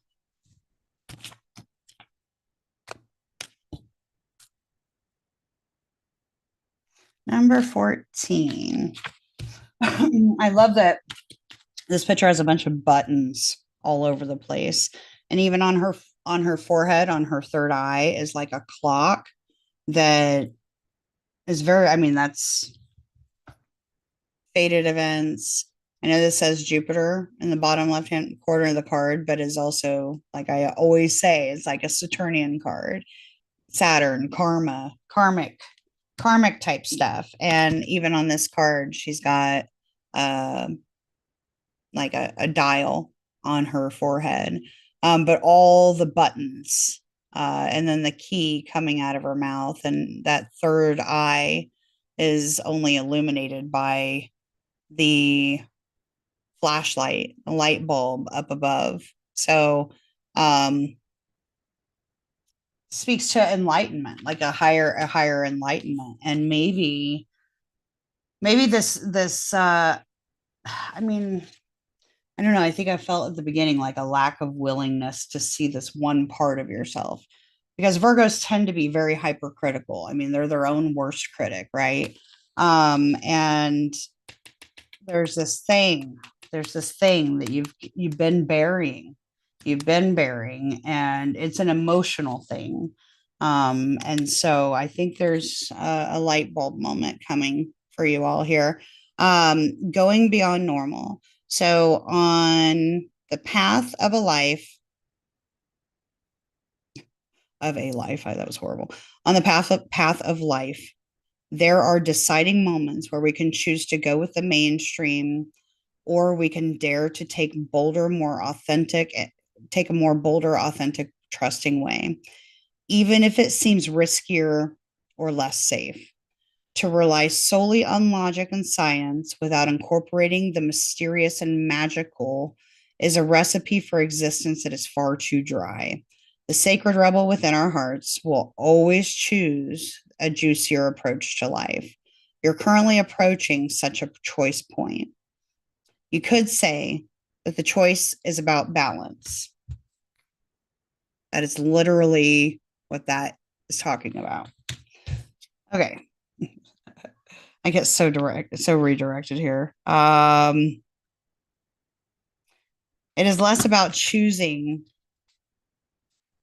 to honor either art or science, gardening or architecture, and more about integrating all approaches so that you enhance rather than hinder your life journey. Placing science or architecture above all else kills off the rebellious heart. Steadfastly relying on logic, proof, and a complete set of plans to measure or dictate outcomes will suffocate the soul. Basing decisions on limited factors with an imbalanced measure of success is unnecessarily limiting. This approach prevents us from living freely, spontaneously, and with trust so that we can rebel against the need for things to go strictly according to plan. Choose to value decisions based on passions and instinct, and trust in life enough to embrace it as an adventure and let it unfold as it will. There is a time and a place for logic, strategy, planning, and measurable outcomes. These aren't bad tools to have, but we must be vigilant not to worship them or allow them to quash our less rational but equally valuable decision making tools like our intuition, feelings, and those things you know without knowing how you know them. The flowing inspirational energy of the heart may have no convincible basis in logic or reason, and it is still be uncannily accurate. To remain rebellious, we must not sacrifice the art of emotion, instinct, passion, and intuition for the science of logic and strict planning. The eighth house also is like I said, occult matters. It's your psychic sensitivity as well. So on the other hand, gardening and art do provide us with a plan, albeit loosely held. This plan still requires us to set aside time to draw upon reliable methods and to prepare with certain tools. However, there is a healthy dose of organic flow, responsiveness, and trust in the creative process of bringing something into life. This leads to cultivation of the most beautiful, abundant, and successful garden and most vivid healing art. Mm. You're being asked to stay open to the intuitive approach in your life, your work, your creativity, as well as in your spiritual journey. The intuitive approach, my cat is really just going off right now. Luna, what's the matter, sissy? Oh, sorry. The intuitive approach can be likened to the method of a gardener or an artist. There is a sense of what might work and a loose, even detailed plan. But how the plan is carried out will depend on how you respond to the flow of its surroundings. There is no need to control the situation, but rather a desire to nurture it into fruition. You may have pressures around you from the world, from your own conditioned nature, to do things according to the rules, to a deadline, to an accepted mainstream view that all you need is a well thought out plan for success in a commercial venture. However, sometimes the best plan is to do what feels intuitively truthful in the moment and to trust that you are being led towards your own growth. Adopting this approach means you have to do far less planning and far more living. It is a pure and heart centered way to manifest your art, your life path, and your essence into practical expression into the world.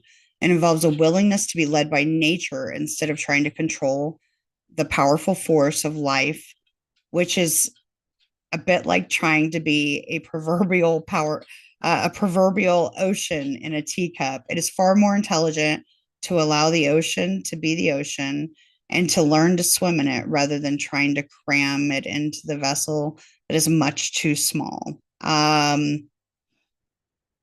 Yeah, she's being obnoxious so that I'll pay attention to her. You gotta love it, right? She's like, Mom, it's late. So the special piece of guidance with this, you're moving outside the plan. You're living on the border of what is socially accepted, and this is good. It's a fringe dwelling freedom. Others might not see this about you straight away as you seem pretty normal, but that secret eccentric street is just waiting to show itself. And maybe you are an out and proud fringe dweller, completely comfortable with this way of being. Either way, you now have a chance to live from the heart more deeply and expressively than ever before. Beautiful. It went on for like a whole nother page, but that like really expresses the message through to Virgo. All right. Hope that helps. I show my Virgos the best. All right. So, hey, Luna, can you stop that? She's scratching at the window. I guess I need to throw her something to play with, right? Hey, to run away anyways. Hi, Amira. So, yeah, I Virgo sun. I hope it resonated. All right. Let's move on to my Libras. See what the Libras are dealing with. So, your seventh house matters. All things relationships is where Saturn and Neptune and Aries are in your charts now. Hmm. What does Libra need to release? I need to reshuffle here. Hey, welcome all of you who's popping in. I appreciate you being here. I'm Heather, by the way. I know you guys over here on YouTube know who I am. But yeah, definitely if you're over here on TikTok, check out my channel description. You'll see my YouTube channel. Love if you like what I'm doing here. Me and my partner Miriam have a channel over there and are always putting out content. So check out the description both here and over on YouTube. Appreciate you being here. We're checking in with Libra. What is it that Libra needs to release with a Saturn Neptune conjunction in Aries in their seventh house? So, I mean, it's a direct opposition. It's happening opposite of you. So, everything your relationship wise, what is it that Libra needs to release? Ooh, the cards just really spread out everywhere. Worse than everything else. We got some Libras that are having some relationship anxieties. And Neptune is illusion, delusion, confusion. And I just got shown like the Seven of Cups energy, like being lost in an illusion and in a relationship place. Maybe some of you are needing to let go of a story you were telling yourselves about a relationship. Queen of Cup or Queen of Swords came out in the upright. So, I mean, that's you, Libra, or Gemini, Aquarius energy. And then the star card underneath. Yeah, Aquarius energy. We did just have a big ass transit through Aquarius as well as, I guess, today's new moon solar eclipse in Aquarius. The moon has since moved into Pisces, but all right, what do we got? What does Libra need to release? Another Hierophant card again. Okay. Didn't really surprise me though.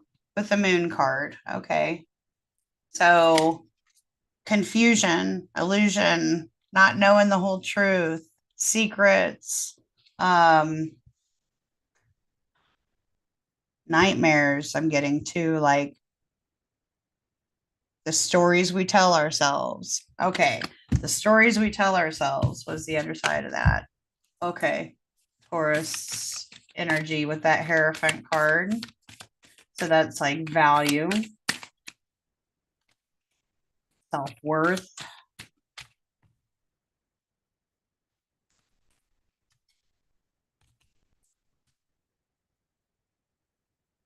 King of Wands in the upright came out for Libra.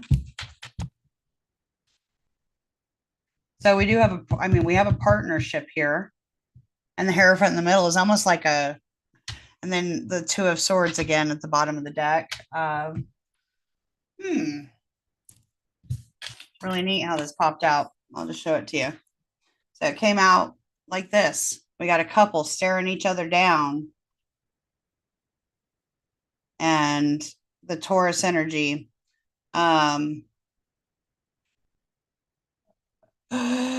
Is it like a truth, a truth about marriage, like wanting to consult with somebody else? Maybe. Hmm. The King of Wands. I mean, with a Queen of Swords together, that's some hot, fiery passion. It really is. But in the scope of things, what I'm getting to with this Hierophant card there is maybe even letting go of the need to feel like your partner has to believe everything that you believe, or have exactly the same values that you do, or the same religion that you do. um, that's a little kind of weird, but it's like the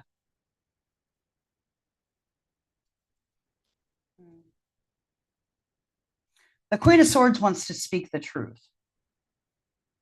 The King of Wands wants to take action, creative action, even passionate action towards something, and requires the King of Wands requires a great amount of energy, or bravery even. um Maybe there's a truth that you need to speak and you've been kind of afraid to do it. So you're almost feeling like you need a mediator.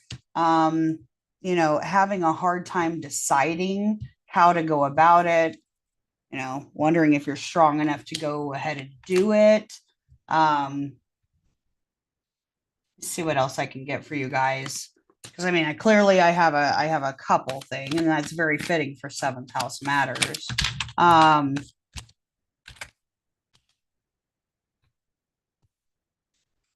I can't make this up. Seven of Cups. I told you I was feeling like a Seven of Cups energy. Seven of Cups in reverse. This or that, this or that, this or that, this or that. Two. So I have two sets of twos. That's Seven of Cups.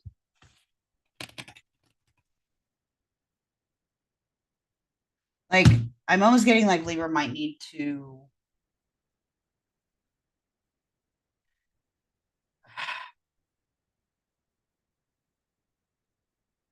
I'm sorry, the feelings that I'm getting are really weird. And it's almost like a dynamic to where Libra's an air sign, right? You're an air sign. So you do process a lot of emotions through your brain. You can overthink in a way like a Virgo can too. Like you can overthink and or think, have that disillusionment that, like confusion. Let's put that. Okay. So what I'm getting is like projecting confusion onto your partner because you don't want the confrontation that can come along with it. Be careful of that. This in your seventh house. I'm trying to see what else I can pull out of this. All right, with that Seven of Cups. Thinking that maybe let go of the need to feel like if there is a difference in opinions and values and upbringing kind of thing, that there would need to be a fight. So, okay, so I just had a scenario play out. Okay, I'm just shuffling, but I just had a scenario play out where it was like a fight or F energy, right? It's like it's almost like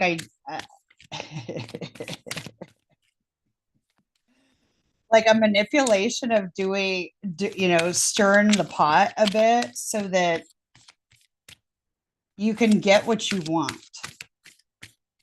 I know that sounds really weird, but it's almost like I don't even know how to say what I'm trying to say. I'm sorry. I'm getting all kinds of flash images and it's just kind of cracking me up because it very seems very facetious. Let's put it that way. Um, let me see here. Now, the King of Wands is also an intuitive type energy. The Hierophant knows better on a soul level, right? Queen of Swords is highly intelligent. Came out in the upright. And then okay, there it is. I got the King of Swords in reverse. There's the rest of the story. Okay. Got the King of Swords in reverse. World card about a new beginning. Because it was like a competition kind of thing that I was feeling. It was like a competitive, hot, fiery, whatever. And if there is the Hierophant, which in between the two, it would consider like a committed relationship, but also even the Taurus energy. And the Taurus energy can get a little lazy. And it's almost like feeling like there needs to be a new beginning. And what I'm saying is like the avoidance of like just directly talking about it. Just be careful. I think Libra might need to let go of the need to try to I just saw like this thing play out where it's like, okay, well, I need to get over here. So I'm gonna go here and around and over there and down there and down there and then boop, just to get like a reaction, right? Just and then just to get the passion or whatever that you're looking for. That king of that's kind of like a manipulation thing, and I was kind of wondering what that when that was going to pop up. Okay, so it's like it's avoiding conflict, right? Which I mean that's kind of a uh normal thing that people do in relationships. It's like I don't want to stir. I don't really want to have to confront something head on. I'm uncomfortable by it. So going these other methods is kind of what I'm gathering with that. So, and this confusion here and this here talks about the mind, right? The mind and the misconstrued emotions or dream, like daydreaming about this life and that life and what ifs and this and that kind of thing. And so just like you know, avoiding stop avoiding any kind of confrontations just to like it's almost like I'm getting like a walk on eggshells, but it's more than that. It's like don't don't forget your self-worth and your own value. It's like don't feel like you need to mold yourself into exactly what somebody else wants you to be is something else that I'm getting for Libra. Let me pull an oracle for you guys and kind of move forward. Sorry, it was really like, and the cards got all messed up when I tried to shuffle. They were just all over the place, and I'm thinking, man, this is really some anxious energy. There's a lot of anxious energy, and I'm sure you guys are really going to be kind of feeling it, with the Saturn Neptune moving in. Like you might feel burnt out too. Might be feeling burnt out. So, just keeping the communication. The Queen of Swords in the upright has emotional intelligence. The King of Wands has a shit ton of intuition and is not hot-headed in the upright. So, I mean, if that's your demeanor, there's no need to resort to the King of Swords and reverse energy, which can be very manipulative. So keep that in mind. Let's see here. What card can I get? My Libras. What advice do they need? It's heard shuffle again. Okay. My whole right side just went tingly. Where is like the right side of my crown, my right leg? Usually it's all over, but it's like my right side for some reason.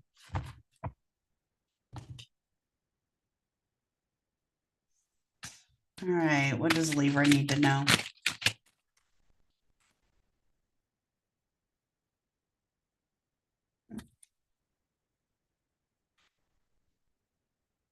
Visions of life beyond death. Card number 44. That's kind of specific, isn't it? Diving for light was the underside of the deck for Libra. All right. 44. We shall figure out what this is about. 44 is another 8. Visions. And like I said, I got like that 7 of Cups. It was like daydreaming, like visions. 44.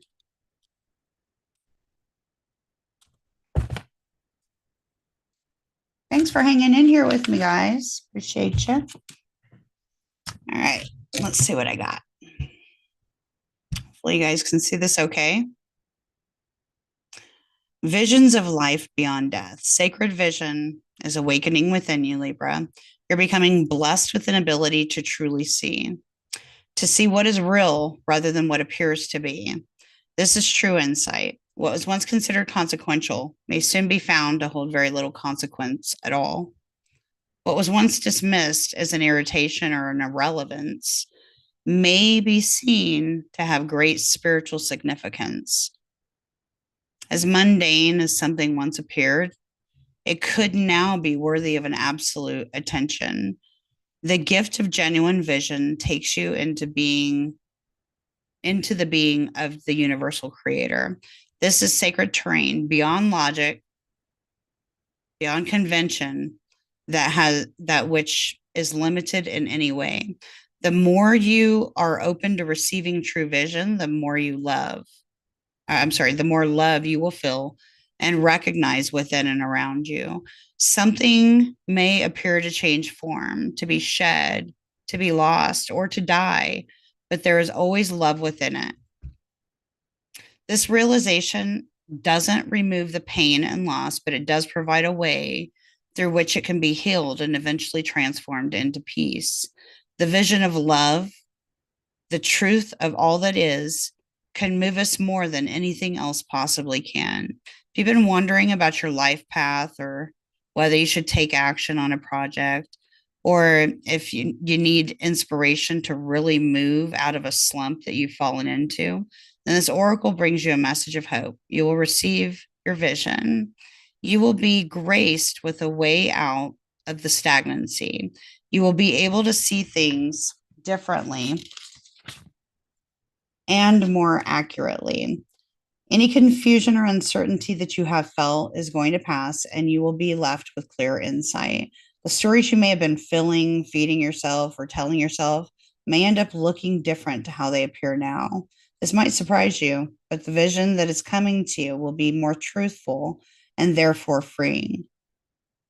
It will be worth the shock and surprise or the moment of embarrassment when you realize that you've been operating under a false assurance or deluding yourself about the truth of a situation. Those moments will pass, and they are not something to feel bad about. They signify that you are leaving behind a smaller view for a more expansive one. They are a sign that you have outgrown your older version in order to live a bigger one, and this is good. It might be a moment when your ego feels a little bit dented. This dude right here feels a little bit dented, but sure enough, that too will pass. This oracle comes with additional guidance. You're being watched over by life and held in protection. Whatever has been bothering you will not be able to harm you. And I'm getting pulled to that Hierophant card. Right? So you will prevail. If you're concerned about someone is getting in the way or getting away with something or blocking your path, and it seems that there is nothing that you can do about it. Don't worry. The all-seeing eye of life perceives everything without exception. It is the universal mother with eyes, not only in the back of her head, but in every little cell of life itself. She misses nothing. And the truth of her vision will always be met with justice, mercy, and wisdom. I don't even know where I did the card. Dang it. Okay. Let me put that back up there so you can see that again with the picture. All right. You're being asked to shift your perspective and to look inside, to look at an issue of concern a little differently. If you don't know how to do this, simply add the following statement to the end of a healing process. I call the universal eye to show me the most helpful way to see this situation of concern now. And shifting how you look at things, the energy in what is beheld changes. Sorry if I read that. That was a weird sounding sentence. Sorry. And shifting how you look at things, the energy in what is beheld changes. You can see this with people. When you shame and judge someone, they react differently to when that they're loved and encouraged. They may succeed nonetheless, but the journey to that success will be different. Looking at something through the eyes of love rather than fear can help us find our way more quickly, easily, and enjoyably. Your ability to perceive is expanding into truth, and your ability to be inspired and see the light in all the things that are unfolding. It must be nourished in your heart with loving acceptance, because you're going to help others through your vision, your art, and how you choose to be in the world. The healing process, that's the last part, moves on to something else in it, but very true, very true. I hope that message resonated with my Libras. If not, give it a minute. Because Saturn and Neptune, I mean, this is some energy none of us have felt. None of us have felt at all. And yeah, there's manipulation or judgmental stuff happening. You guys can do better than that. Do unto others as you would want done unto you. Scorpio. Scorpio. What does Scorpio need to release? Hi there. Lisa, an Aquarius. I'm an Aquarius moon. Happy new moon solar eclipse that we just had today in Aquarius.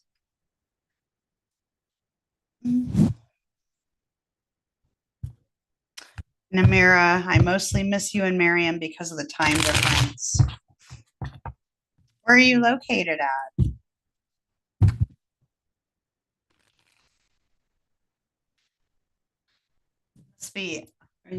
Must be international because it's late here. It's like midnight. I'm doing some late night tarot and I should be sleeping, but I had this hair and I decided to jump on it. So hey, let's see what we've got here. Scorpio. What does Scorpio need to let go of? Oh, excuse my allergies. Nose is tickling. So from Aries, Scorpio, this is in your 6th house. That's health, work, your daily habits.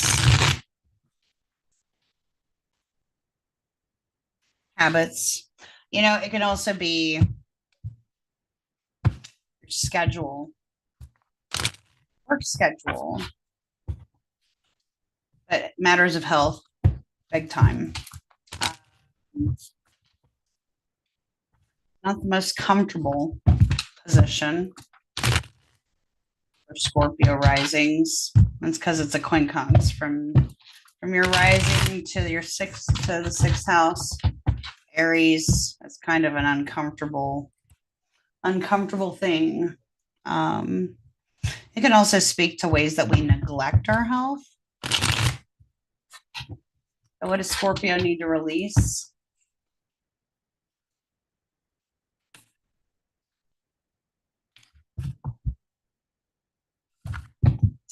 And the message that I just heard is really weird. So like I got like if we have any Scorpios that are having trust issues with their doctor,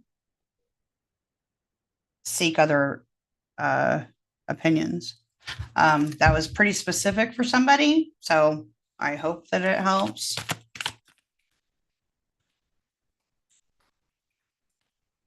Okay, what does Scorpio need to release? Not taking 12 cards. Thank you. What does Scorpio need to release?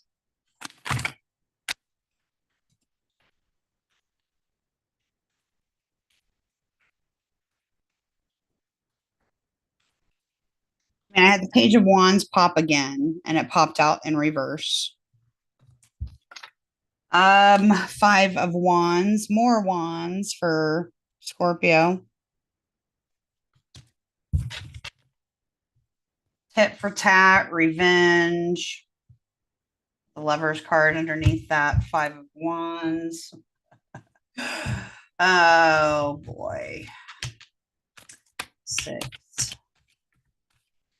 Sixth house. What does Scorpio need to release with the Saturn Neptune transit?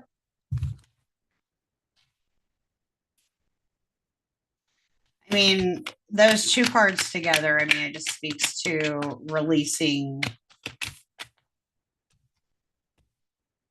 It's almost like needing to release petty shit. And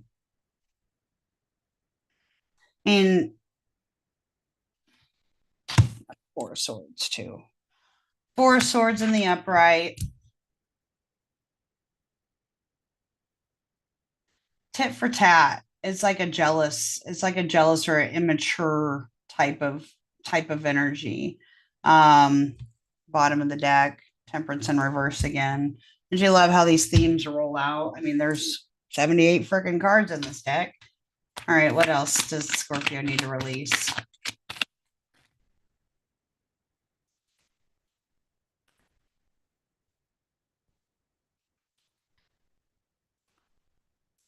Getting like competition with that Five of Wands. Like an exhausting yourself with competition,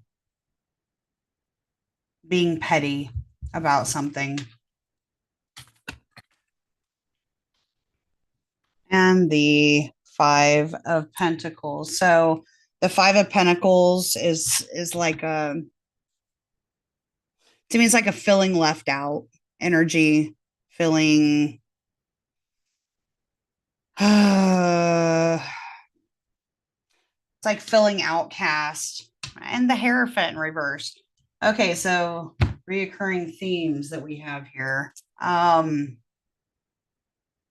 It's like a it's feeling of a lack mentality, like, and I'm sure that some Scorpios you're really feeling like you've had to go through, you've been doing so much and that you're doing it on your own, or that why is everything got to be a fight? And maybe you have been fighting some health issues, or maybe you've been neglecting. I mean, that Five of Pentacles is also like a neglect, right? So maybe you've been being impatient with or neglecting some sort of health issues or denial of something. I am getting like a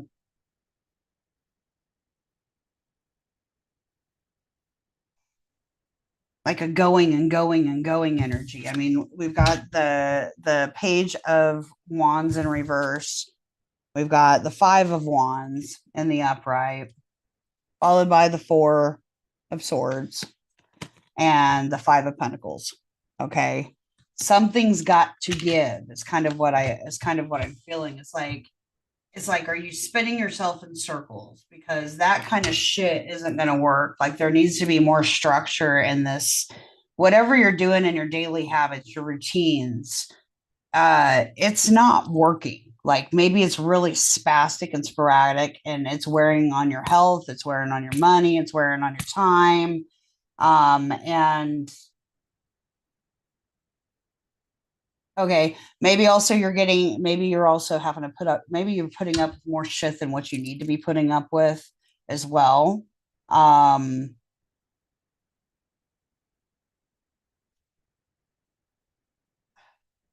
it's like a like slaving away, slaving away. I'm doing all this shit for naught. Like kind of letting being worn thin, letting yourself, you can't keep going the way that you're going for whoever it is, and it could be a Taurus. It could be a Taurus. Below that, I also have the Justice card. So that can be like a relationship type thing. It could be a Libra card, a relationship. Um, if you guys have a relationship that's taxing you, um, it's not working. The Hierophant reverse is like non-traditional, but it's also the way it's coming through with these other cards. It's kind of like stop. The shit doesn't work. Stop. Stop. You need to go another way with it. Well, I know that. um,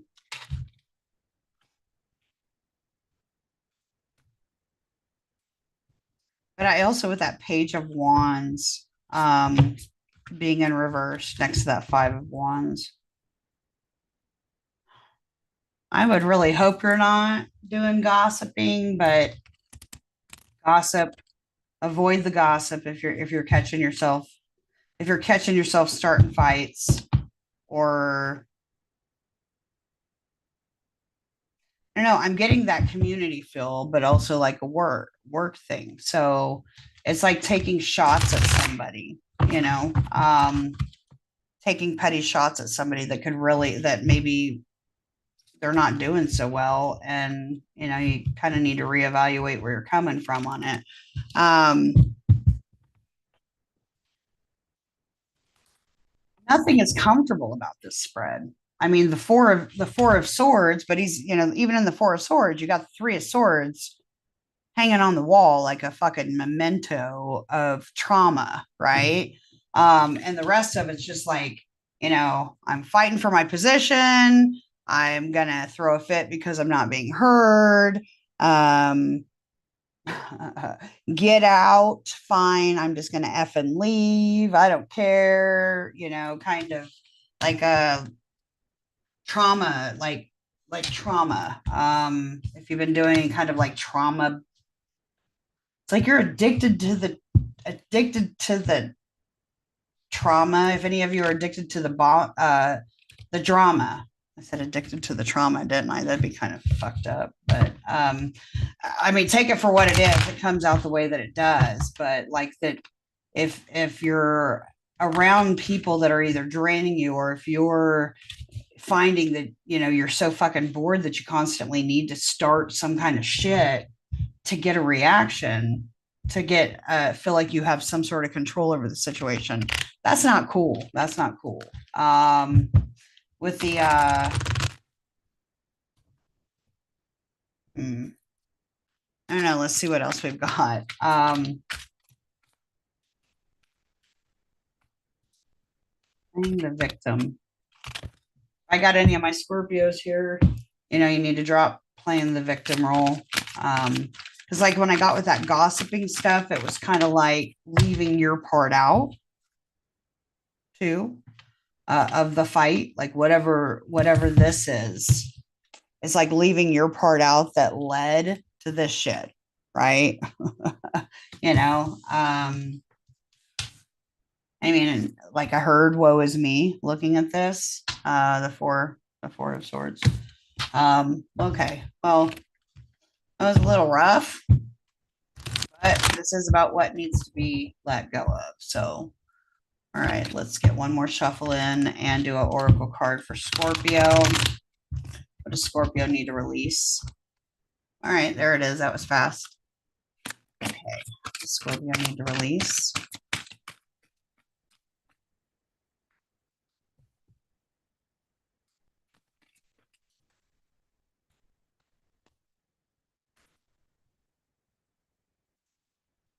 Okay, let me try to get just one card, please. All right. I got receiving.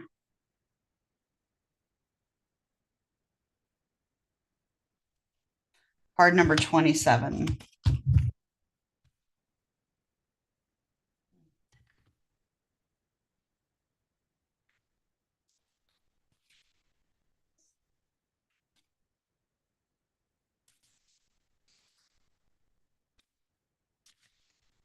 All right. See this okay? Because I can't. Let me put my glasses on, y'all. I'm an old woman. I need to be able to read what I'm looking at here. Receiving. That is a beautiful card. It's like sipping in the breath of the universe. That's pretty beautiful. You are so loved, Scorpio. Your every need is witnessed and responded to by the universe. However, you sometimes forget this. You become swept up in a momentum of habit. Whoa. All right, let me try that again. That response was because it was like kind of right out of the reading that I just gave Scorpio. So let me rewind. Your every need is witnessed and responded to by the universe. However, you sometimes forget this. You become swept up in the momentum of habitual consciousness, and you forget to take a moment to stop, breathe, and be. In that moment, you can receive the love of the universe that is receiving you. It will nourish you with contentment and energy. You have not done this enough. So your soul is becoming parched and is drying out. Energy is going out of you, but there's not enough coming back in. It's time to bring something back into you, to receive and to be received. You're being offered a chance for restoration now, to feel nourished, cared for, and loved. Accept it, Scorpio. Accept it. You deserve it. The healing process, let me see here. This kind of goes into it says the healing process below will help you surrender to any guilt or shame you feel for having needs in the first place. It will also help you overcome any struggle that you have receiving and accepting so that your needs can be met. It's kind of like that. I was saying, like feeling like being slaved away in a way, like you're just not even focusing on, you know, the needs. Interesting. So, do you know how much joy the universe gains by being able to give to you? When you delight in what you receive, when you openly embrace a gift, you're so happy with it. The universe is fully received by you.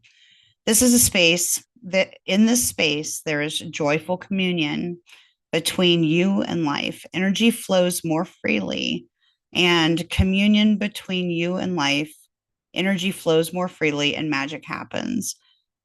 When you demur saying you cannot accept, that the gift is too great, or that you're not worthy, you're actually impeding on that flow. You're inhibiting the communion, the connection, the playful interaction between you and the universe. Enough with the false modesty and guilt. You are a radiant sun in human clothing.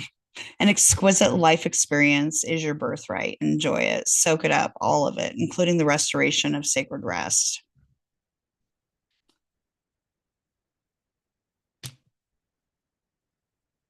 From that place of nourishment, you will more effortlessly create, live, and love with greater energy and thriving, pulsing passion. The earth rests each night so that it can greet the sun again each morning with the spectacular living art of a sunrise.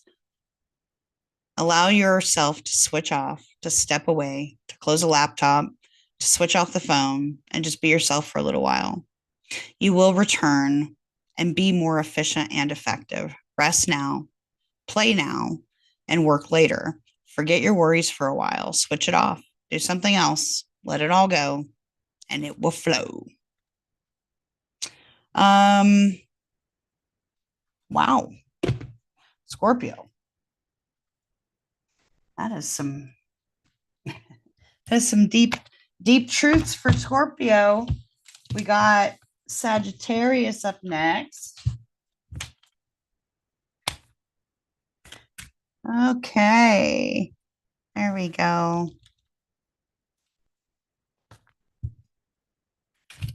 So, Sagittarius. What does Sagittarius need to release?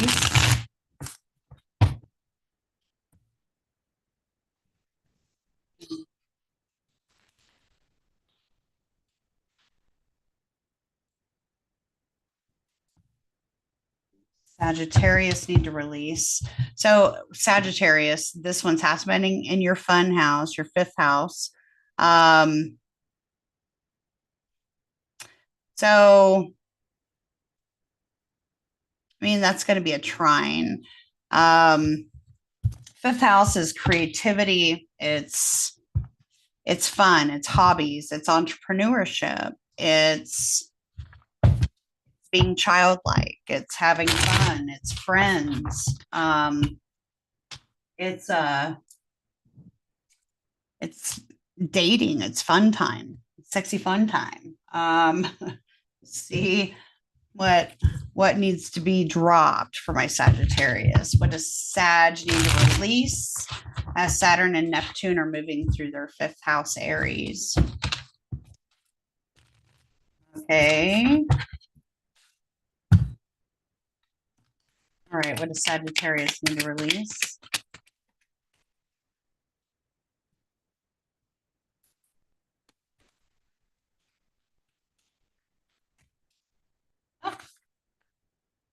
Excuse me.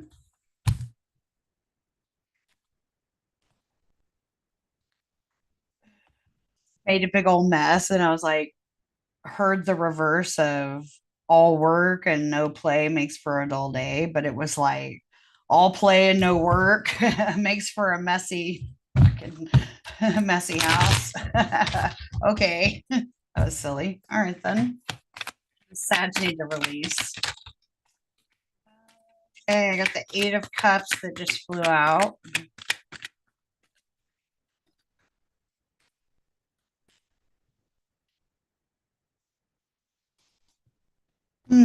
Okay, so the Eight of Cups in the upright. What else? That popped pretty fast. Some of these repeat cards, they got the High Priestess in reverse.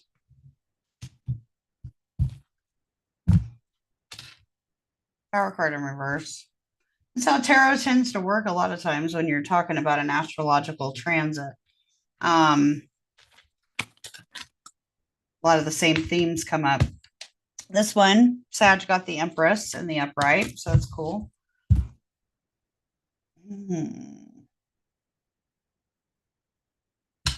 Clarifier under the deck is the Four of Pentacles in reverse for that Empress.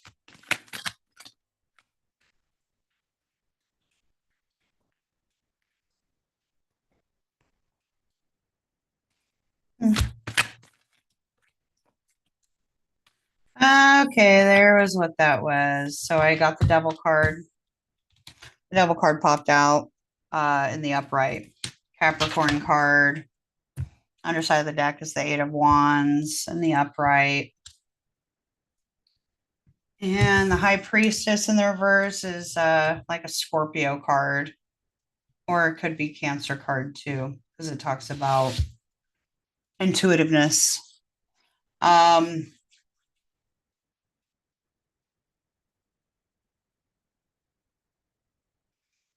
All right, so what I'm getting looking at this here is knowing when enough is enough, whether it has to do with all right, I got wands with that. So what I got with that is knowing when enough is enough when it comes to I mean, the Eight of Wands is also like an online thing too. So it could be being very, again, being that it's Leo like energy in the fifth house, being bombastic almost about your opinions, maybe even, try to avoid inappropriate. And with that double card there, maybe avoid inappropriate. I mean, the devil card is also the Capricorn card, right? And Capricorn is ruled by Saturn. Um, maybe just a need to become a little more mature about some of the choices that you're making, listening to your intuition a whole lot more. I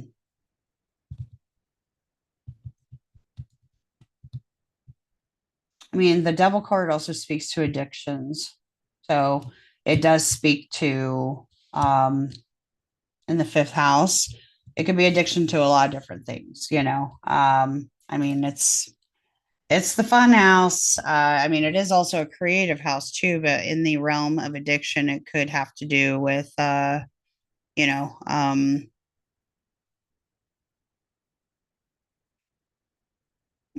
OnlyFans addictions. Let's go there. You know, sexually graphic websites, those kind of things, right? It could also be drugs, honestly. Those kind of things.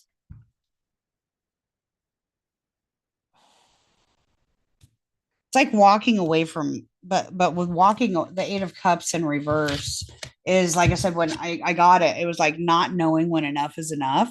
So maybe there is a bit of a problem with overindulgence. I mean, the Empress card is a Venusian card. It is also the Libra card too, which talks about maybe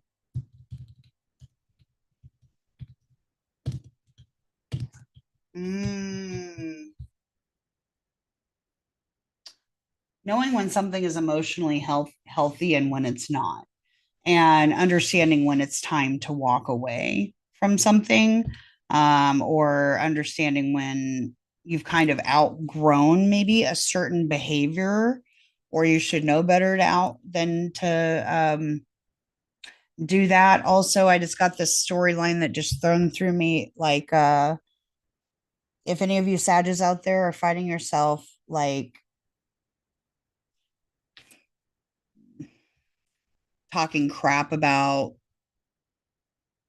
other people that you're with, or even of the, if you're out in the dating world or whatever, or if you're talking badly about your significant other, if you're being flighty with people, this talks for a little more self responsibility, rather than flightiness with that Libra energy and the Eight of Wands together.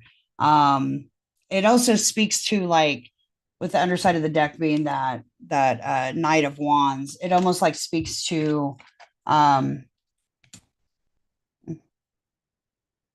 being a little more discerning on who you're hopping in the sack with. One, on the impulsive actions or words that you're using.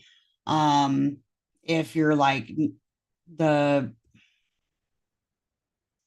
if you're not using your common sense and you are indulging, whether it's, in drinking, drugging, any of those kind of things, it could lend to Saturn and Neptune.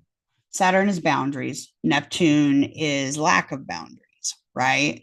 So there could be a push pull, and not knowing, I keep hearing not knowing when enough is enough, not when knowing is when enough is enough. It requires some self responsibility and being honest and letting go of the willy-nilly way of life. There are some, it's not to say you can't have fun, because I do want you to be having some fun, but I think it talks about being a little more discerning in it, and not being so willing to gab and gossip about things, that you've done. With that High Priestess in reverse, could also be like secretive stuff. The devil card is kind of like also in the vibe of you want to talk about what could be a little more negative with it, on the vibe of what the things that happen in the dark, right? So if any of you are struggling with any kind of addiction type energy, it's probably best that you know when enough is enough and when to call yourself on your own bullshit so that you can do the healing that you need to do. Also, avoid trauma bonding in relationships would be another thing that I'm seeing for Sag. Um,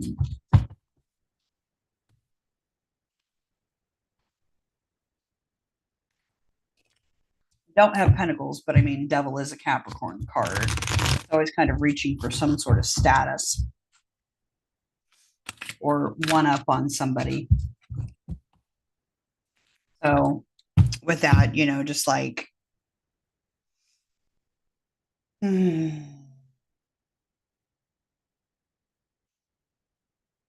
don't know. I'm just,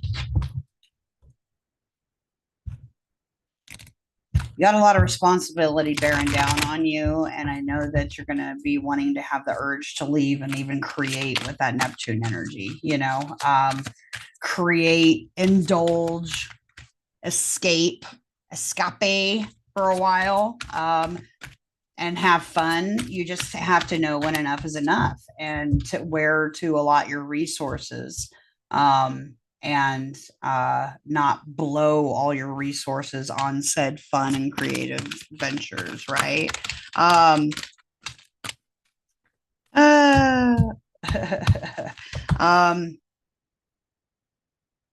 and then I see like this Empress card. She's got her hands like this, and the high priestess card in reverse. It talks about not really paying attention to your intuition, maybe having a skewed vision of what the reality is. And looking here, she's pondering. It's like she's daydreaming. And she's looking directly at the devil. So it's like over romanticizing something, is kind of the vibe I was getting with that. So maybe practice a little more discernment in that. The devil card also likes to, it's the way we self-sabotage, right? So if Saturn is karma and asking for responsibility, and this is a way that we self-sabotage, this could be making excuses for why you aren't doing something, self-sabotaging by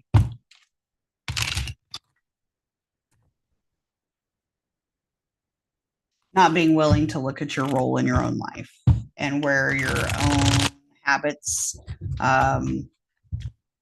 say habits, but it feels like a suspending, like what I'm saying is like somebody impulsively blowing their paycheck, like blowing your load on indulgences, and not being willing to really look at it and having a skewed perspective on the reality.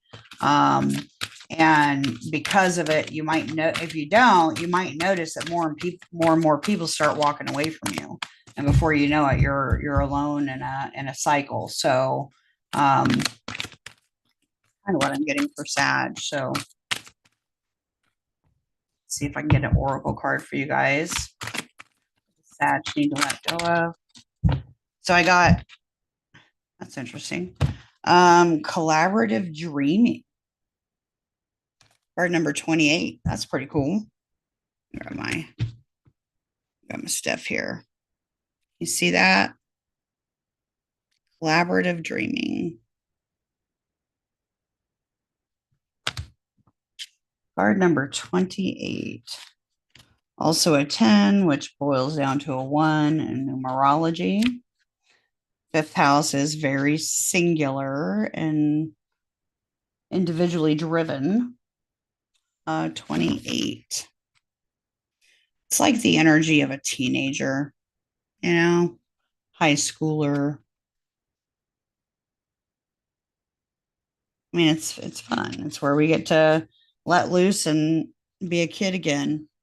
Let our creativity flow. So collaborative dreaming. Okay. See if I can get this here. There you go. All right. So collaborative dreaming. Your heart is big enough to dream not only for yourself, but for a new humanity. Imagine a world that is healed with respect, understanding, and with community that fosters life. Even your dreams that relate to you alone will contribute positively to the greater good because that is the nature of your heart. Your heart is naturally and intelligently cooperates in a grand scheme of loving creativity, working to heal the hearts of the world. The heart creates win-win situations that benefit the individual and the collective. You're being asked to honor your growing desire to co-create with conscious, like-minded people. Your collaborative dreaming is a heart-inspired win-win, bringing mutual enhancement to yourself and to others. The heart wants to love and be loved. Working with others creatively is a way to allow the heart to grow. It's a chance for you to learn how to honor yourself and others and to find ways to live and let live simply by growing and strengthening your active trust in your heart's guidance. You're being asked to bear the rough patches that can happen when you work creatively with others.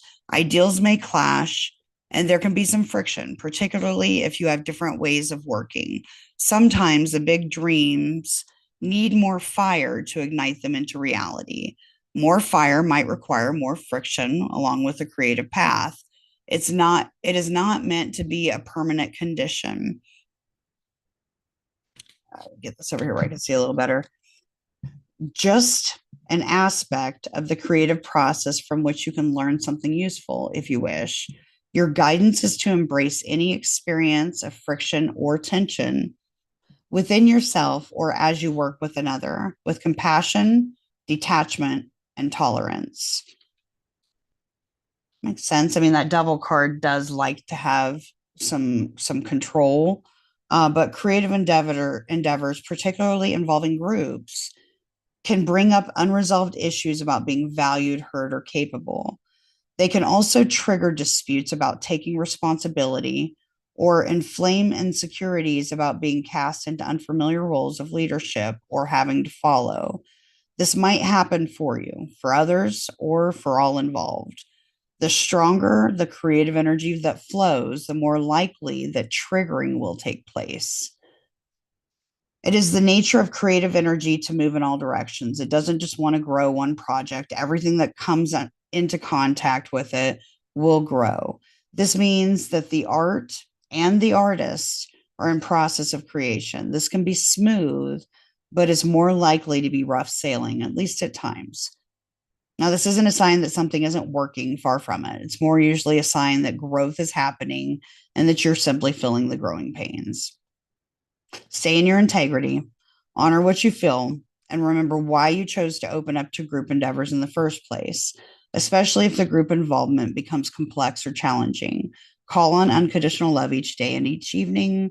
It only takes a moment to do so. I call on unconditional love. Please help guide me on this project.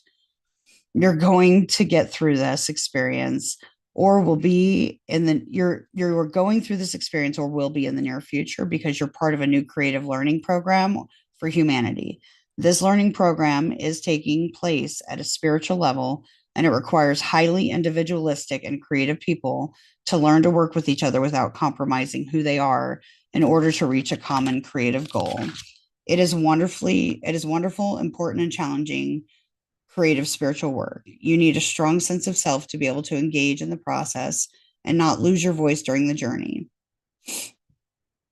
You need a strong enough sense of self to be flexible and to know when to bend rather than break.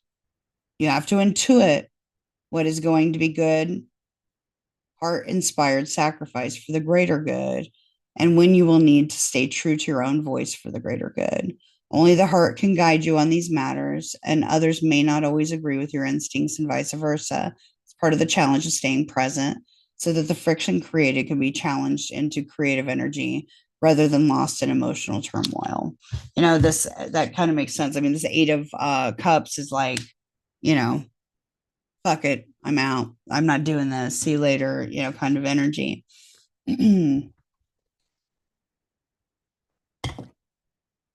All right. Let's see here. Right. You're no longer required to think of yourself as a lone wolf. Yes, you have a unique path to tread, but you now have tasks to accomplish for your own growth and greater good that require more than a one-man band. You'll still do your own work, of course. However, others are on their way to help you. There's only so much a single drop of water can do on its own. Though it is precious, together those drops together can become a wave and make a considerable impact on the world. So, all right. I hope that helps my Saggies. So, what we got next? Capricorn. More. A few more, and then we're done.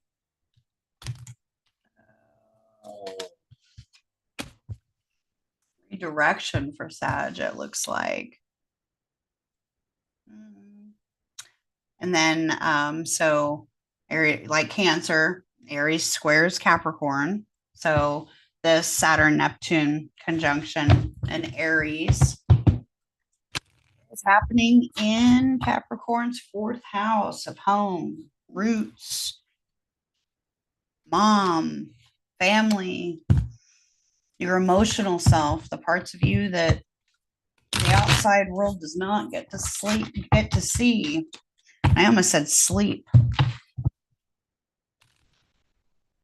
When you're asleep, the world's not watching you. Gosh, I would hope not. Anyways. All right. What does Capricorn need to release?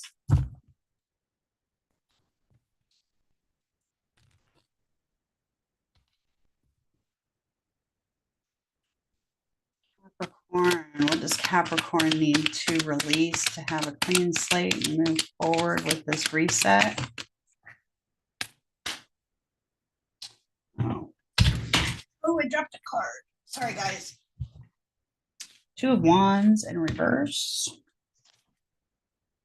Eight of Swords underneath in reverse. So it's kind of like,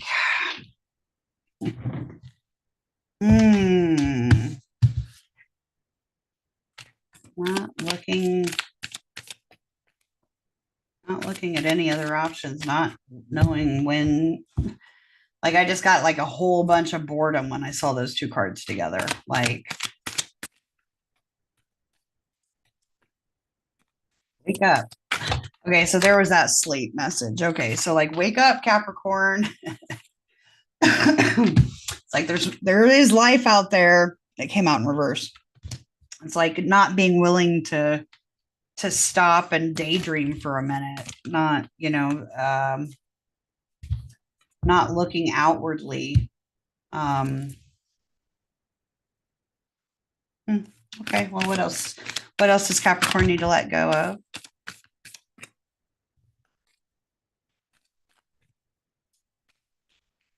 What else does Capricorn need to let go of? So I just got the Five of Swords that popped out.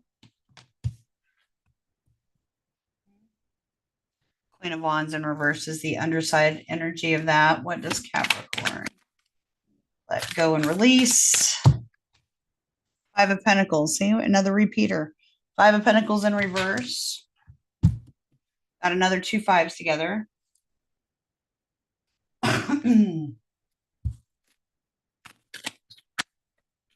What else?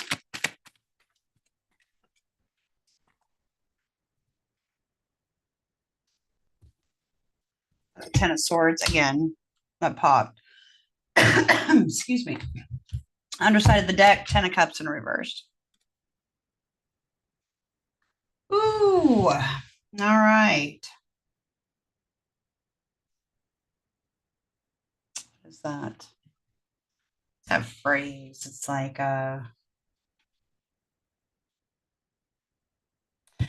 with this energy right here, it's kind of like not every single fight, not every single argument, disagreement, like and not every fight with your family or with your partner or with your roommate, whoever you're living with at home, like not everything needs to be so cutthroat, like and rigid and cold and dire. I'm like what I'm feeling is like a big control thing happening and an unwillingness to look beyond what's like look beyond your sacrifices, need I say? Um, like it's like, would you rather be right or happy? Right? Like it's like a pride thing that I'm feeling with this. And I just heard like if you don't like it, get out. Like I like all these contributions. I've worked so hard. I've done all this stuff. Taken care of you. I've taken all these swords, all of these, I've taken all of these losses. It's like here goes my cat scratching at the door again. Pin number 2. Could you stop it? I don't know that she will. She just doesn't like that she can't get up here and mom's still working late. She wants to go to bed. She wants to go to bed. But yeah, like I'm getting like a man, you need to soften up a little bit, Capricorn. That's kind of what I'm getting from it.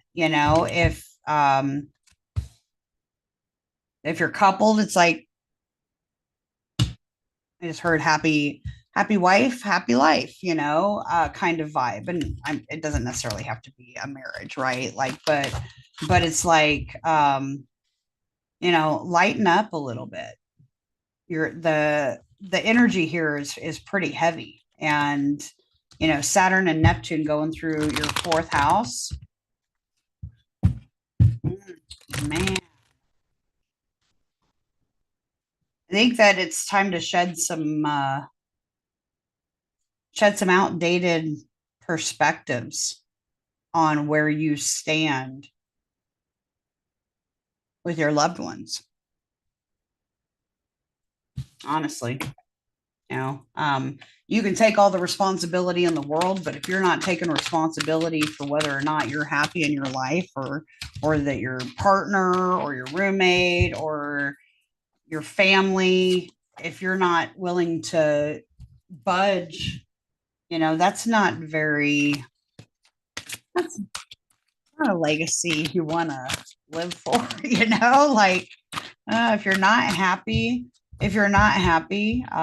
then definitely it's time to, turn that 2 of Wands in this direction and start actually thinking creatively a little more. Start thinking of ideas of places that you could travel, of ways even that you could emote somebody of some bit of a feeling. This is all just so cold and detached. Oh, I hate that for you guys. And it's could have been the way you were brought up. It could just be the way that things have always been, but the world's changing, family's changing, family dynamics are changing. And seems like maybe it's time for you to change a little bit too,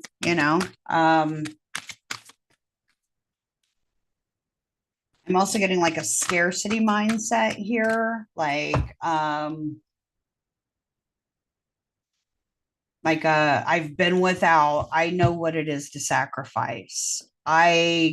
Grew up I grew up with nothing kind of vibe. Like I know what's important, and feelings aren't important kind of thing. Sharing, I mean, Capricorn doesn't normally have a whole lot of problems sharing, but it's like I'm getting that if everything is so intense, like almost. It's like an intense cold detachment emotionally. And like there's got to be a willingness somehow, some way with that square for you to be able to open up a little more emotionally. I think some necessary changes are going to be happening for you guys over the next several years, and you're going to be feeling it pretty soon, no matter what. And just be sure to put in the work. I think that you can turn this around. It's just going to be uncomfortable, letting out emotional vulnerabilities. But there needs to be a little more compromise and actually, rather than winning at all costs, like taking a look and actually seeing how you're impacting those around you, like they really got to walk away and limp off battered and bruised with not a pot to piss in, like kind of thing. Um, let's see what kind of oracle I can pull for my Capricorn here. What does Capricorn need to release, let go of? She's really just going to keep scratching. Really just going to keep scratching at this window. I am over here. Your sister's in bed. Stop it. You cannot go outside. Hi, Amber. Lovely to see you too. And I got a card that popped. Got free from judgment, free to love. Card number 39. You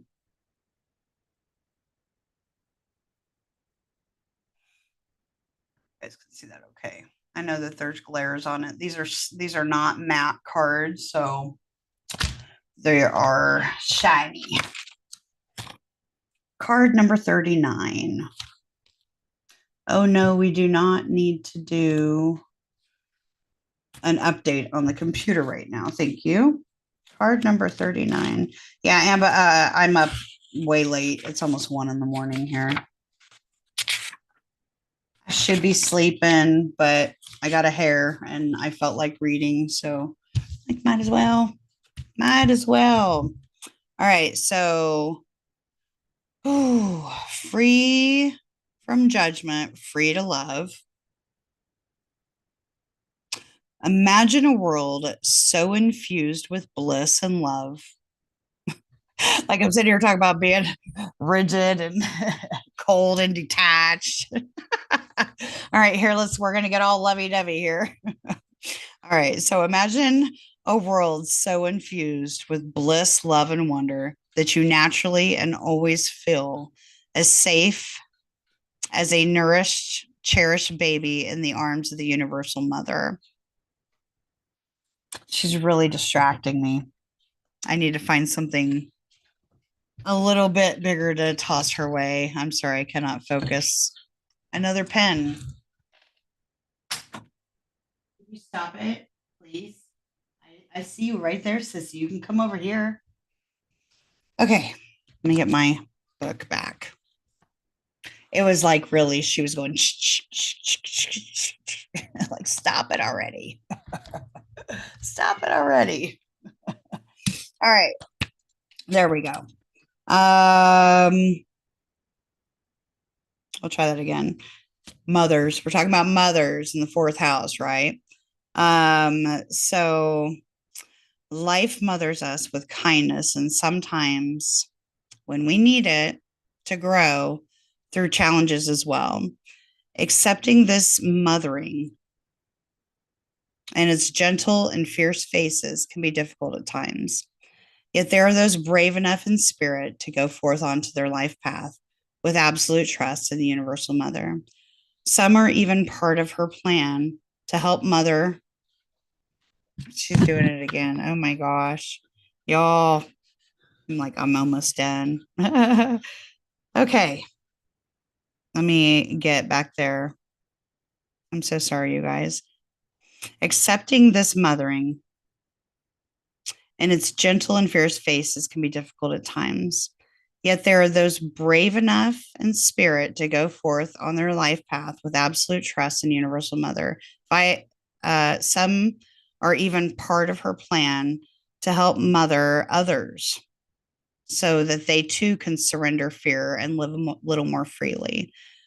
Okay, you're learning about mothering and being mothered. So you might not do this in a typical way, though, Capricorn. It might be through bearing children, but it could also be through adopting children, raising children, or otherwise taking care of children and loving them as if they were your own.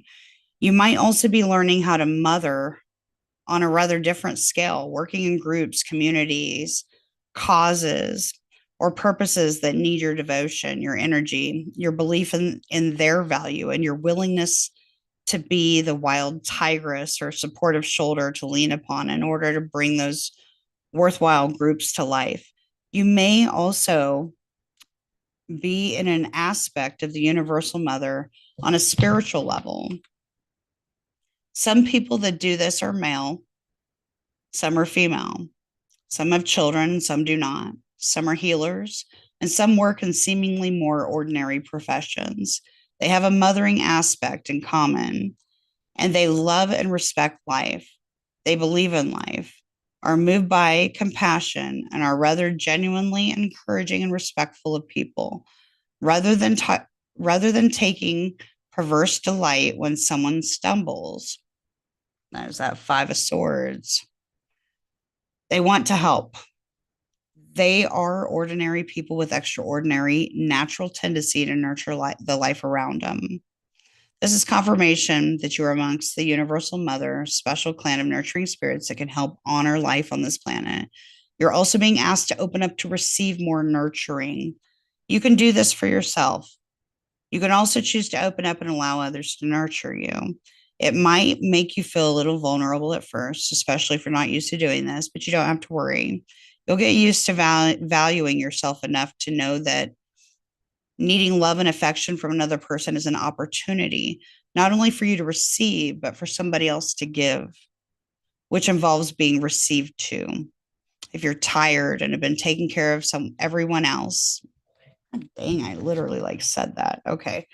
All right. Then take some time to shift the pattern and allow life to support you too. The universal mother helps the helpers so that they can keep helping. It works rather well, you see, for those that give too much. They give too much to also receive abundantly. If you've been asking for life to give you a solution to a specific difficulty that you've been having, um, the solution is in gestation right now. The situation is already being sorted out, and the resolution will come to fruition very soon. Hold tight and wait for the imminent birth of that resolution. This is also confirmation that if you're interested in working with children, the inner child, with art therapy for emotional healing or any sort of uninhibited creative expression, that this helps dislodge social conditioning and open up one to more spontaneous feeling based existence, then yes, go ahead and do it. The universal mother is supporting you, and you cannot get a more powerful ally. This one's long, but also important. It also brings a message about love. You may find that you're loving. You may find that you are loving or soon will love in a different way. You may worry about this love, given that it defies what you have known or have been taught about love. Perhaps you're becoming able to love another person tremendously, even though you don't have much of a personal relationship with them. You might question if this love is real, if it's just happening at a different level to love and attach. I'm sorry, it's just happening at a different level to the love and attachment that you experience when you're involved in a personal relationship with someone. It's not more or less, it's just different. It's a different facet of love. It may be that you're opening up to love on the planet, to love the planet and her creatures, including the animals and the ocean life dwelling, your own body, the trees, and so on, more than before. You may feel more passionately purposeful about giving your time and energy to causes that protect and nurture the earth and her creatures. You are affirmed in this love too.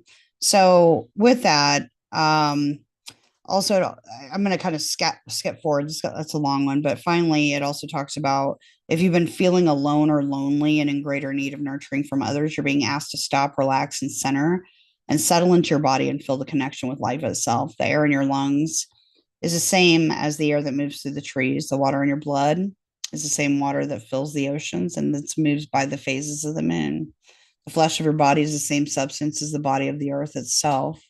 So it's kind of talking about like needing to get back in touch with emotion, like with Mother Earth, with the more feminine side of things, and that'll, like have the courage, like it's okay to break whatever, like right below that strength card was that Four of Cups, that and the Nine of Cups in reverse, like to break that hard shell down a little bit and open up to receive more, right? Like, and I think that'll help you guys out tremendously. Really, really do. She's still going. It's 8 p.m. in New Zealand. Great way to get Southern Hemisphere audience. I'm going to be regretting it tomorrow when I'm really tired, but it's okay. She's getting, it's her bedtime. She sleeps on her mama every night. Astrology bliss. I love your cat. My cat's the same way, or literally just jump up on the table and bulldoze all the cards. I'm surprised she hasn't tried. Now she's finally starting to head towards the hallway. Go eat your food. I said, go eat your food. Yes, you can come up here for a second if you want to. Come here. If you really need attention, come here, sweetheart. I'm almost done. So we got Capricorn done. Aquarius. What does Aquarius need to release for the Saturn Neptune transit? Oh, excuse me so much. Oh, okay. And then, so Aquarius in relation to Aries. This is in your third house. Aquarius rising, so you're receiving a natural sextile. That's a good energy. That's kind of good energy with Saturn Neptune. I like that for you. I do. But third house is all about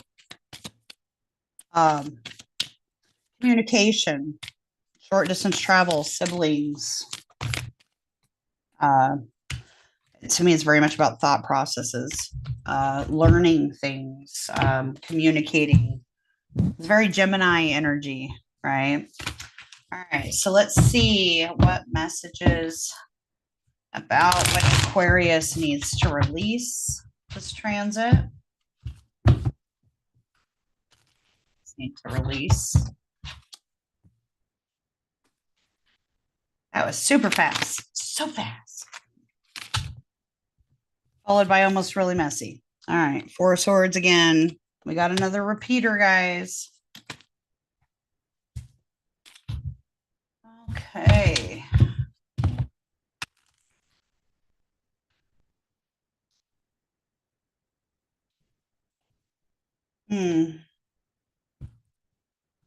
Looking down there and I'm seeing the color in the window. The stained glass window. And this card still suited up, like geared up for just in case another sword comes while you're resting. You got to protect yourself and be guarded from being hurt again. It's like an extra layer of armor, but it's like it seems very cold and gray. But there is a bright side, but it's not something within focus just yet. All right, what does Aquarius need to release? Well, I got the Three of Swords. It's the first time that's popped out tonight. So we got the Three of Swords and the Six of Pentacles in reverse. Also came out. Knight of Wands is the underside for that Six of Pentacles.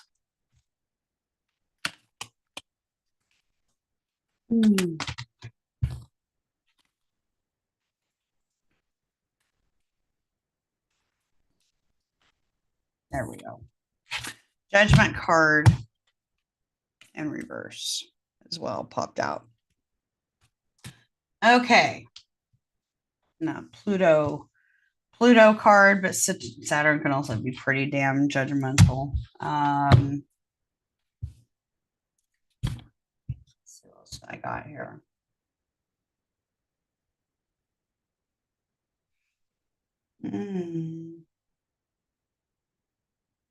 So that pulls me with the Seven of Swords energy. Between the 3 and the 4. Like beware of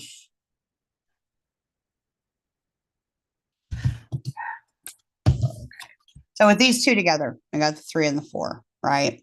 So it's like it talks about some sort of emotional pain, right? Um, but then going right into rest about it, detaching from it rather quickly.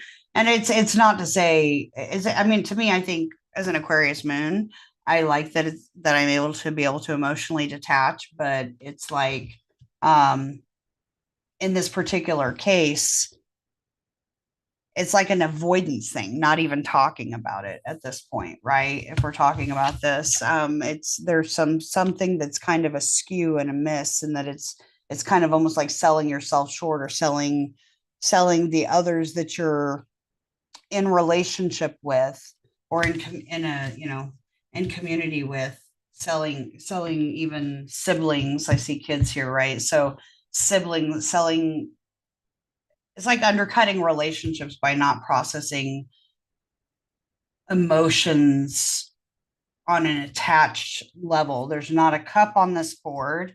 So I got the Six of Pentacles in reverse. I've got the Knight of Wands in reverse and the Judgment card in reverse. But underside of the deck, we've got victory for Aquarius, right? But fuck everybody else kind of thing.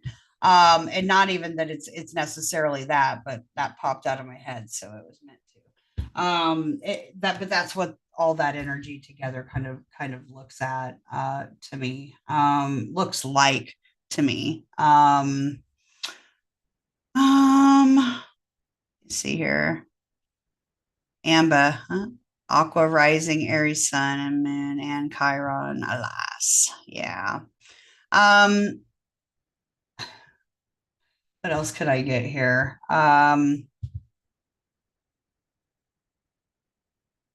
Hmm. It really does feel like there's some sort of a lack or a miss that is a lack. It's a lapse in judgment, the way that something is being processed. And it could even be the way that something's being communicated, but it has to do with emotions and matters of the heart. It has to do with the way that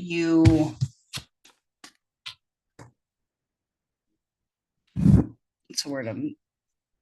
The way that you share, the way that, and it's like, whether it's your time, whether it's your knowledge, whether it's, but I mean, it is like with others, it might, I think you might be coming off there may even be some communication that's coming off really impulsive and maybe even a bit mean. Um, there could be being some hypercritical, there might be a need to let go of any sort of I want to say stubborn. It's like I'm getting a bad judgment feeling, like thinking that, I don't know if it's that you think that you deserve better than somebody else. You may have to steer clear of that. I'm not saying that you necessarily do. It's just kind of the vibe that I'm getting with it. Um, or even a recklessness in acknowledging that there's a difference in the way that the relationship dynamic is being seen. And there's some bridges that when you burn them, whether it's out of spite, whether it's out of hurt feelings or even misunderstanding, because it's talking about the head, right? Just be careful not to burn any bridges. Be there requires, again, why am I getting that fighting? I mean, it's just because it's like, okay, just like what was it Capricorn got? It's it's like, would you rather fight? Would you rather fight or be right?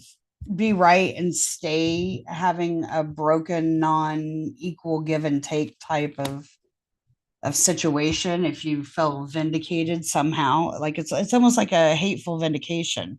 And I really don't like to see that kind of energy.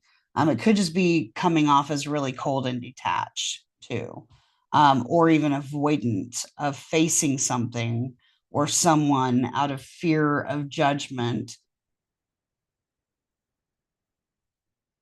Hmm, weird.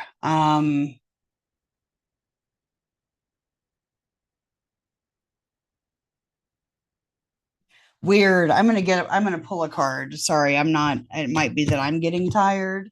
But I'm not really pulling much from it. It just really seems so detached and maybe even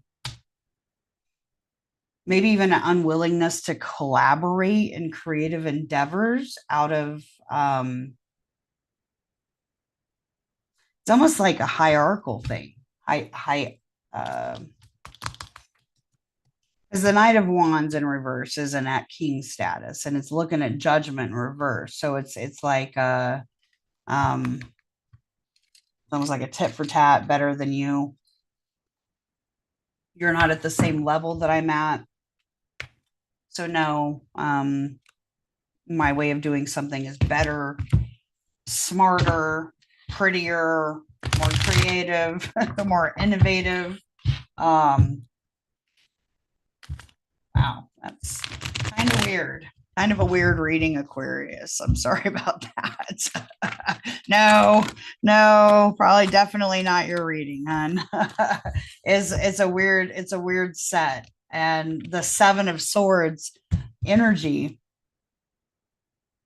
I mean, it's combative. It's like it is like a strategy too, but it's strategy that's taking away. It's almost like somebody that has some sort of it's a way of going about something. With these two together, that's how I pull my seven. Okay. So I pull my seven from that. It's avoiding looking at anybody else's role in something or not being willing to budge almost on something and taking some sort of singular action um because you think you know better kind of thing. It's almost really weird. It's sad because it's like a competitive strategy that leaves you ass out and alone if you're not careful. And I mean, although you may feel like you have the Six of Wands, not having any sort of friends or family to or a partner to enjoy the success with is not really a victory at all, is it? It also kind of looks like only if this is the case, Aquarius, I just got this on this back end because all these cards were like somewhat on the energy, selfish in the energy. And then we've got the Six of Wands in victory. With this Six of Pentacles in reverse, I like was hearing,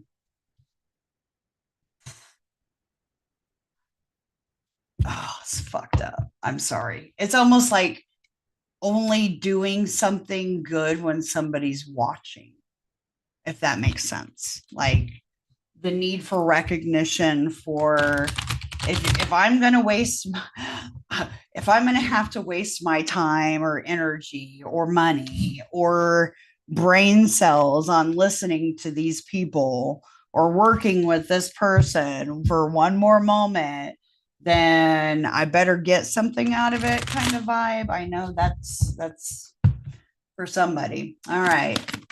What oracle card can I pull for Aquarius here? Oh, in regards to what Aquarius needs to know, please. I've got. Okay, I already read this. So that was Aries that got this one. You want to listen to it? Feel free to listen to Aries, rewind it. I'll pop another one though, because I'm not gonna reread the same card. But I do want to give you the same energy. Okay, Shock of the New popped. It's a really pretty card. You can see it. Card number 6, Shock of the New.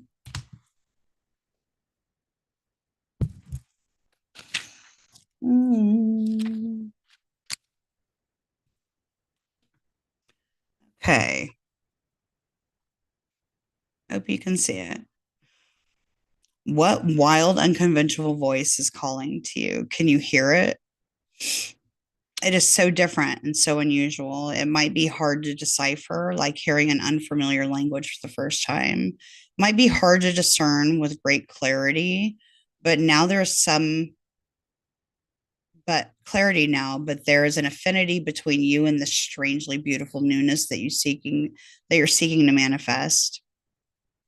There's something stirring at the deepest level within you. Something new will break through, and the process of this birth may even shock you.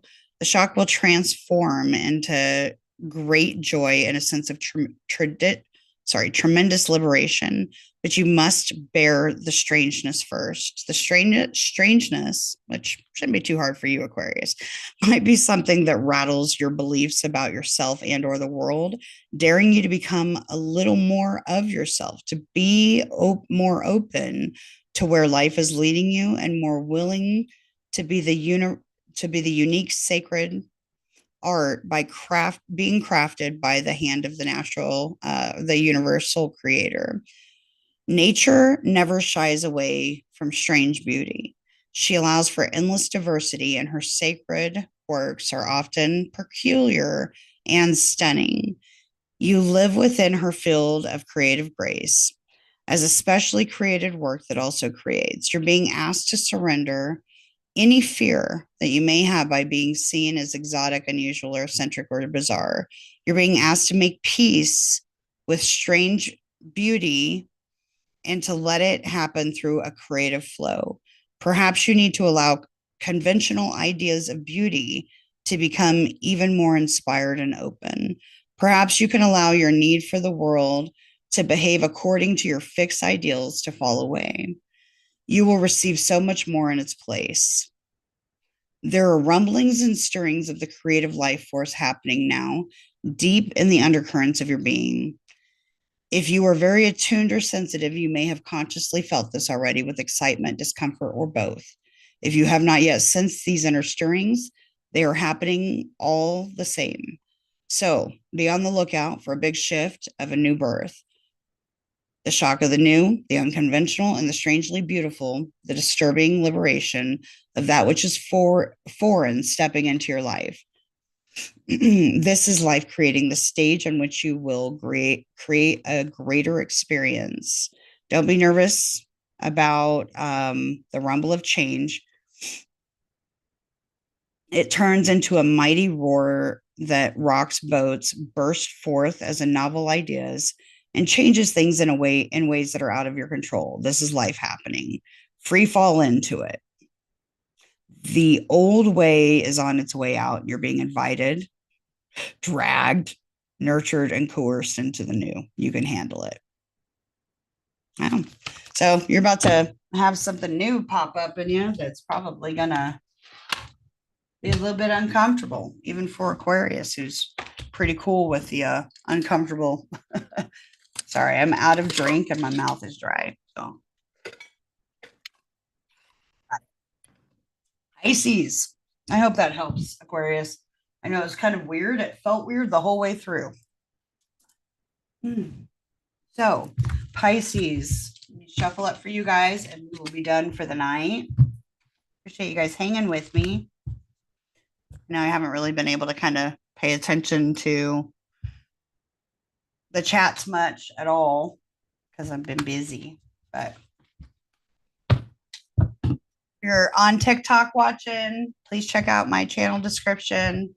I'm over on YouTube right now, live as well. Our channel is Woke.Ones.Revolution. Myself and partner Miriam Kramer. Love doing tarot and astrology and all the things, discussing all the cool stuff over there. So we'd love it if you'd join us. All right, Pisces. What is it that Pisces needs to release?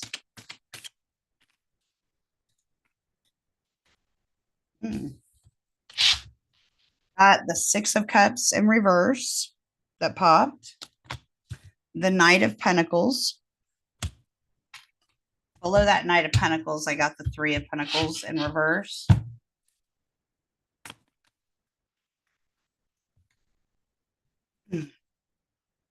That wasn't very nice of me, was it? So I guess I should have mentioned, like, for Pisces. So that's happening in your second house of kind of your values, your self values, the money you make from work, for example, your property, what you have, what you need. King of Pentacles in the upright also came out. So underside of the deck is the Ten of Pentacles. Okay. So you got Aries over your second house with Saturn and Neptune going through it. So now you guys can be dreamers. And they can be dreamers, but if I'm looking at this and I'm thinking about the movement, it talks about maybe even a reality check or something that's coming through. Maybe some of you have felt blocked in regards to being able to move forward onto the financial path that you've been seeking. Saturn restricts, Neptune dissolves, blurs. Saturn asks for maturity. Neptune wants to dream. Dream a little dream about how I'm going to be this Knight of Pentacles and this King of Pentacles and the Ten of Pentacles and all the Pentacles, like you can dream wishes and wants, right? But how do I get there? I feel like there's no forward movement, like I understand that you may value tradition. And I think that something that needs to be let go of in this transit is going to be the need to feel like you need to live up to anybody else's expectations, whether it be like outdated familial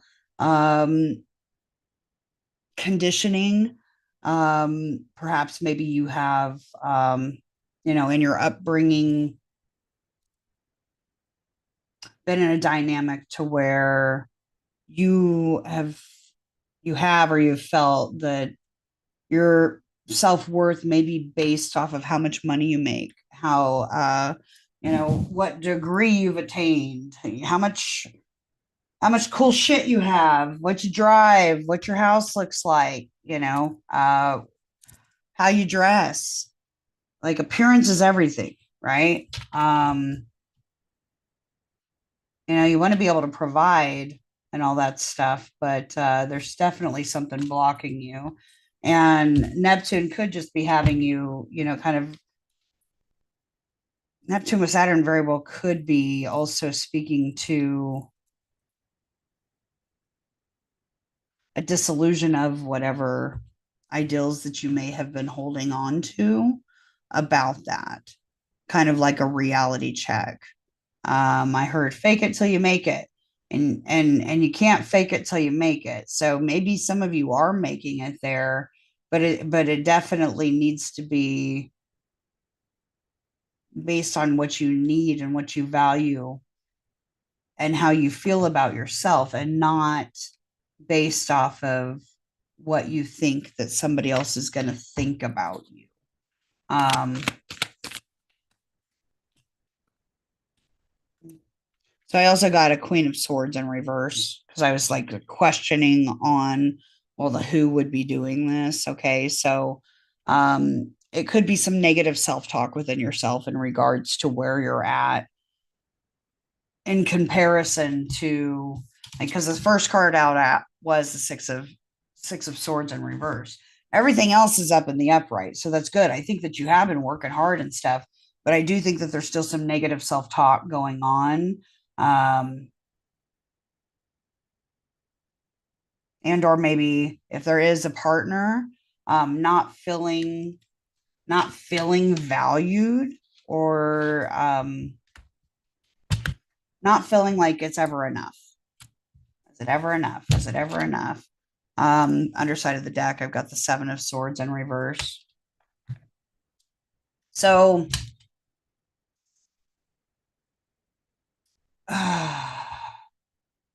Neptune can also really blur things, right? So if this is, and Neptune is dreams too. So if you're talking about this vision that you have about the way that everything is, and I got a lot of yellow. I feel like I got a lot of yellow in these three cards right here. So it's like, are you daydreaming about this and what your real financial situation is? How far along you are on this path? Have you really put in all this time and effort and work into achieving that? If not, Saturn's going to ask you to actually take concerted steps to move towards that 10 of Pentacles, towards that King of Pentacles mindset. It may be that you even need to partner up with somebody, rather than having that Aries, the me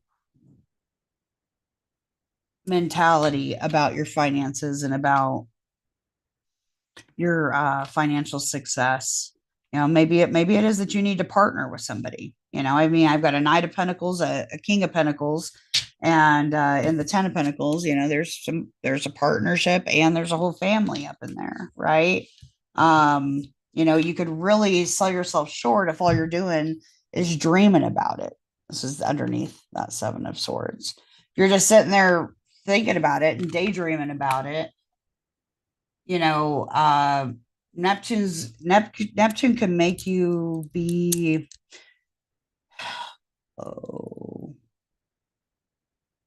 disillusioned about the reality of your financial situation. It can also cause a decline in your finances, cause your finances to dissolve real quick if it doesn't have any solid backing underneath it, if that makes sense.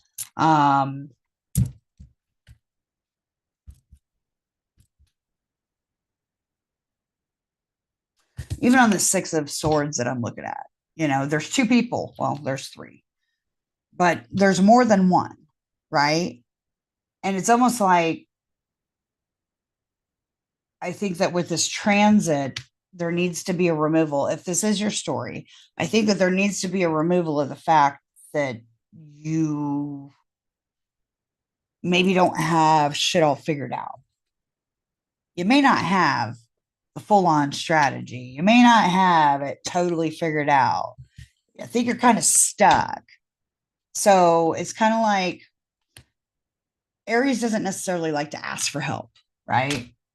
But there's something askew here. There's something amiss. And if there's somebody that you need to talk to about this, if it's being dishonest about something, then you need to be willing to just speak on it. Okay. Don't just assume that you're either snowing somebody over by the tactics that you're showing them. God, that could just really just wear on somebody.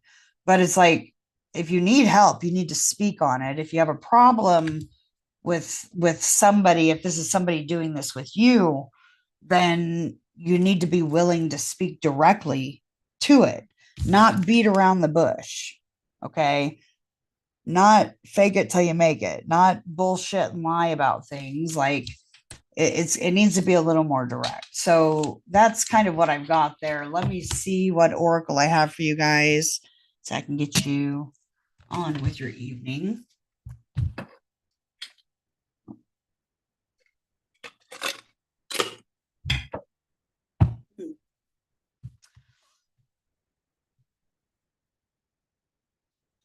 I mean, ultimately, at the end of the day, I know you're good at taking action when you need to take action and stuff, but that Aries over the second house can really sell yourself short in a way that it's a self-sabotage thing, you know. Um, Aries is good at starting shit, right? Um, Great pioneering and fresh ideas and fresh starts and hard worker and all that stuff. But, you know, the long term that you're seeking doesn't lie in solely in Aries energy.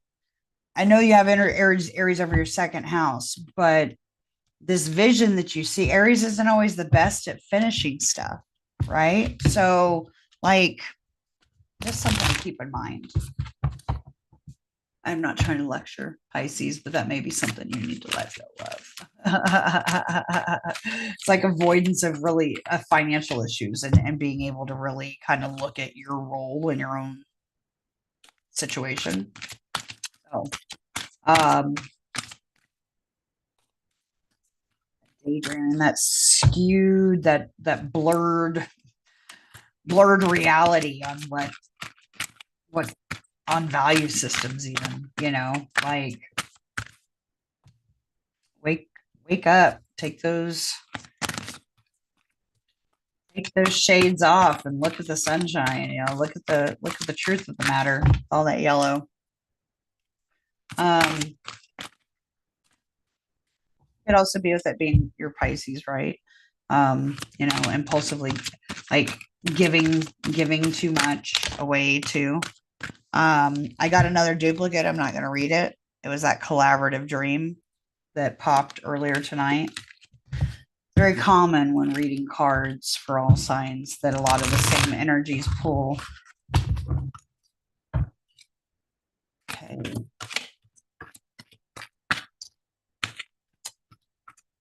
Will resonate for some cross watcher? Probably so. Probably so.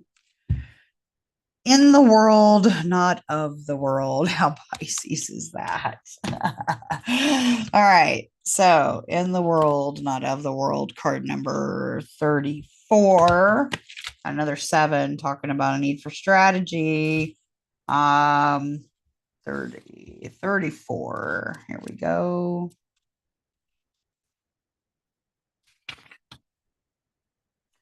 Well, yeah. In the world, not of the world. And I guess I gotta cover a chest here. Sorry, guys. All right. Where's it at here? These are This is a long oracle. Like, some of them are 2.5, 3 pages long. Okay. In the world, not of the world. So it is safe for you to become naked with life. It doesn't necessarily mean stripping off and running wild in public. It does mean stripping back your beliefs, strongholds, and mental or emotional security blankets so that you can live with less obstruction than ever before. Imagine the conditioning that has kept life away from you. Just kept it dropping out of your hands like keys, coins, or clocks. Conditioned beliefs about money, time, security, having, locking away, holding, and controlling what can be surrendered and allowed to fall away. What would it be like to feel as though you were on a holiday every day, Perhaps there would be a softening in your way of life, an implicit trust in its flow and faith in the ability of time to bend and stretch as needed so that all may be accomplished. It is at an advanced stage in our spiritual relationship with life that we're able to feel held within it sufficiently enough to surrender our defenses layer by layer and to nakedly accept what it is. Sometimes we need our defenses. At other times, it's clear that we're outgrowing them. There's something that you've outgrown, and it has to do with your ideas about productivity, time, control, and money. It has to do with abundance, trust in living with the fundamental belief that everything is going to turn out okay. You are ready to be much more vulnerable and exposed in life. You don't have to hide behind being organized, perfect, in control, or financially secure and stable, nor do you need any other acceptable social face. It is time for you to loosen the strings of your own controlling nature. They are too tight and too restrictive for you, anyways. You were born to live in a much freer way.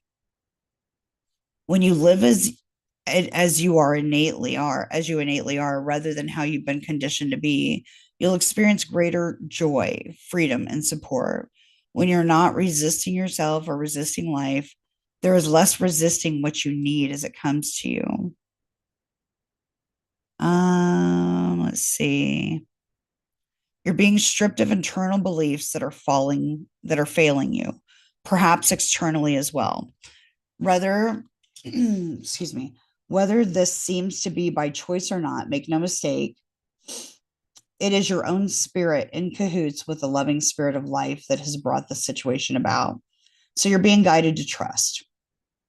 If you, it's like if you have drawn this other card, that's not it, blah, blah, blah.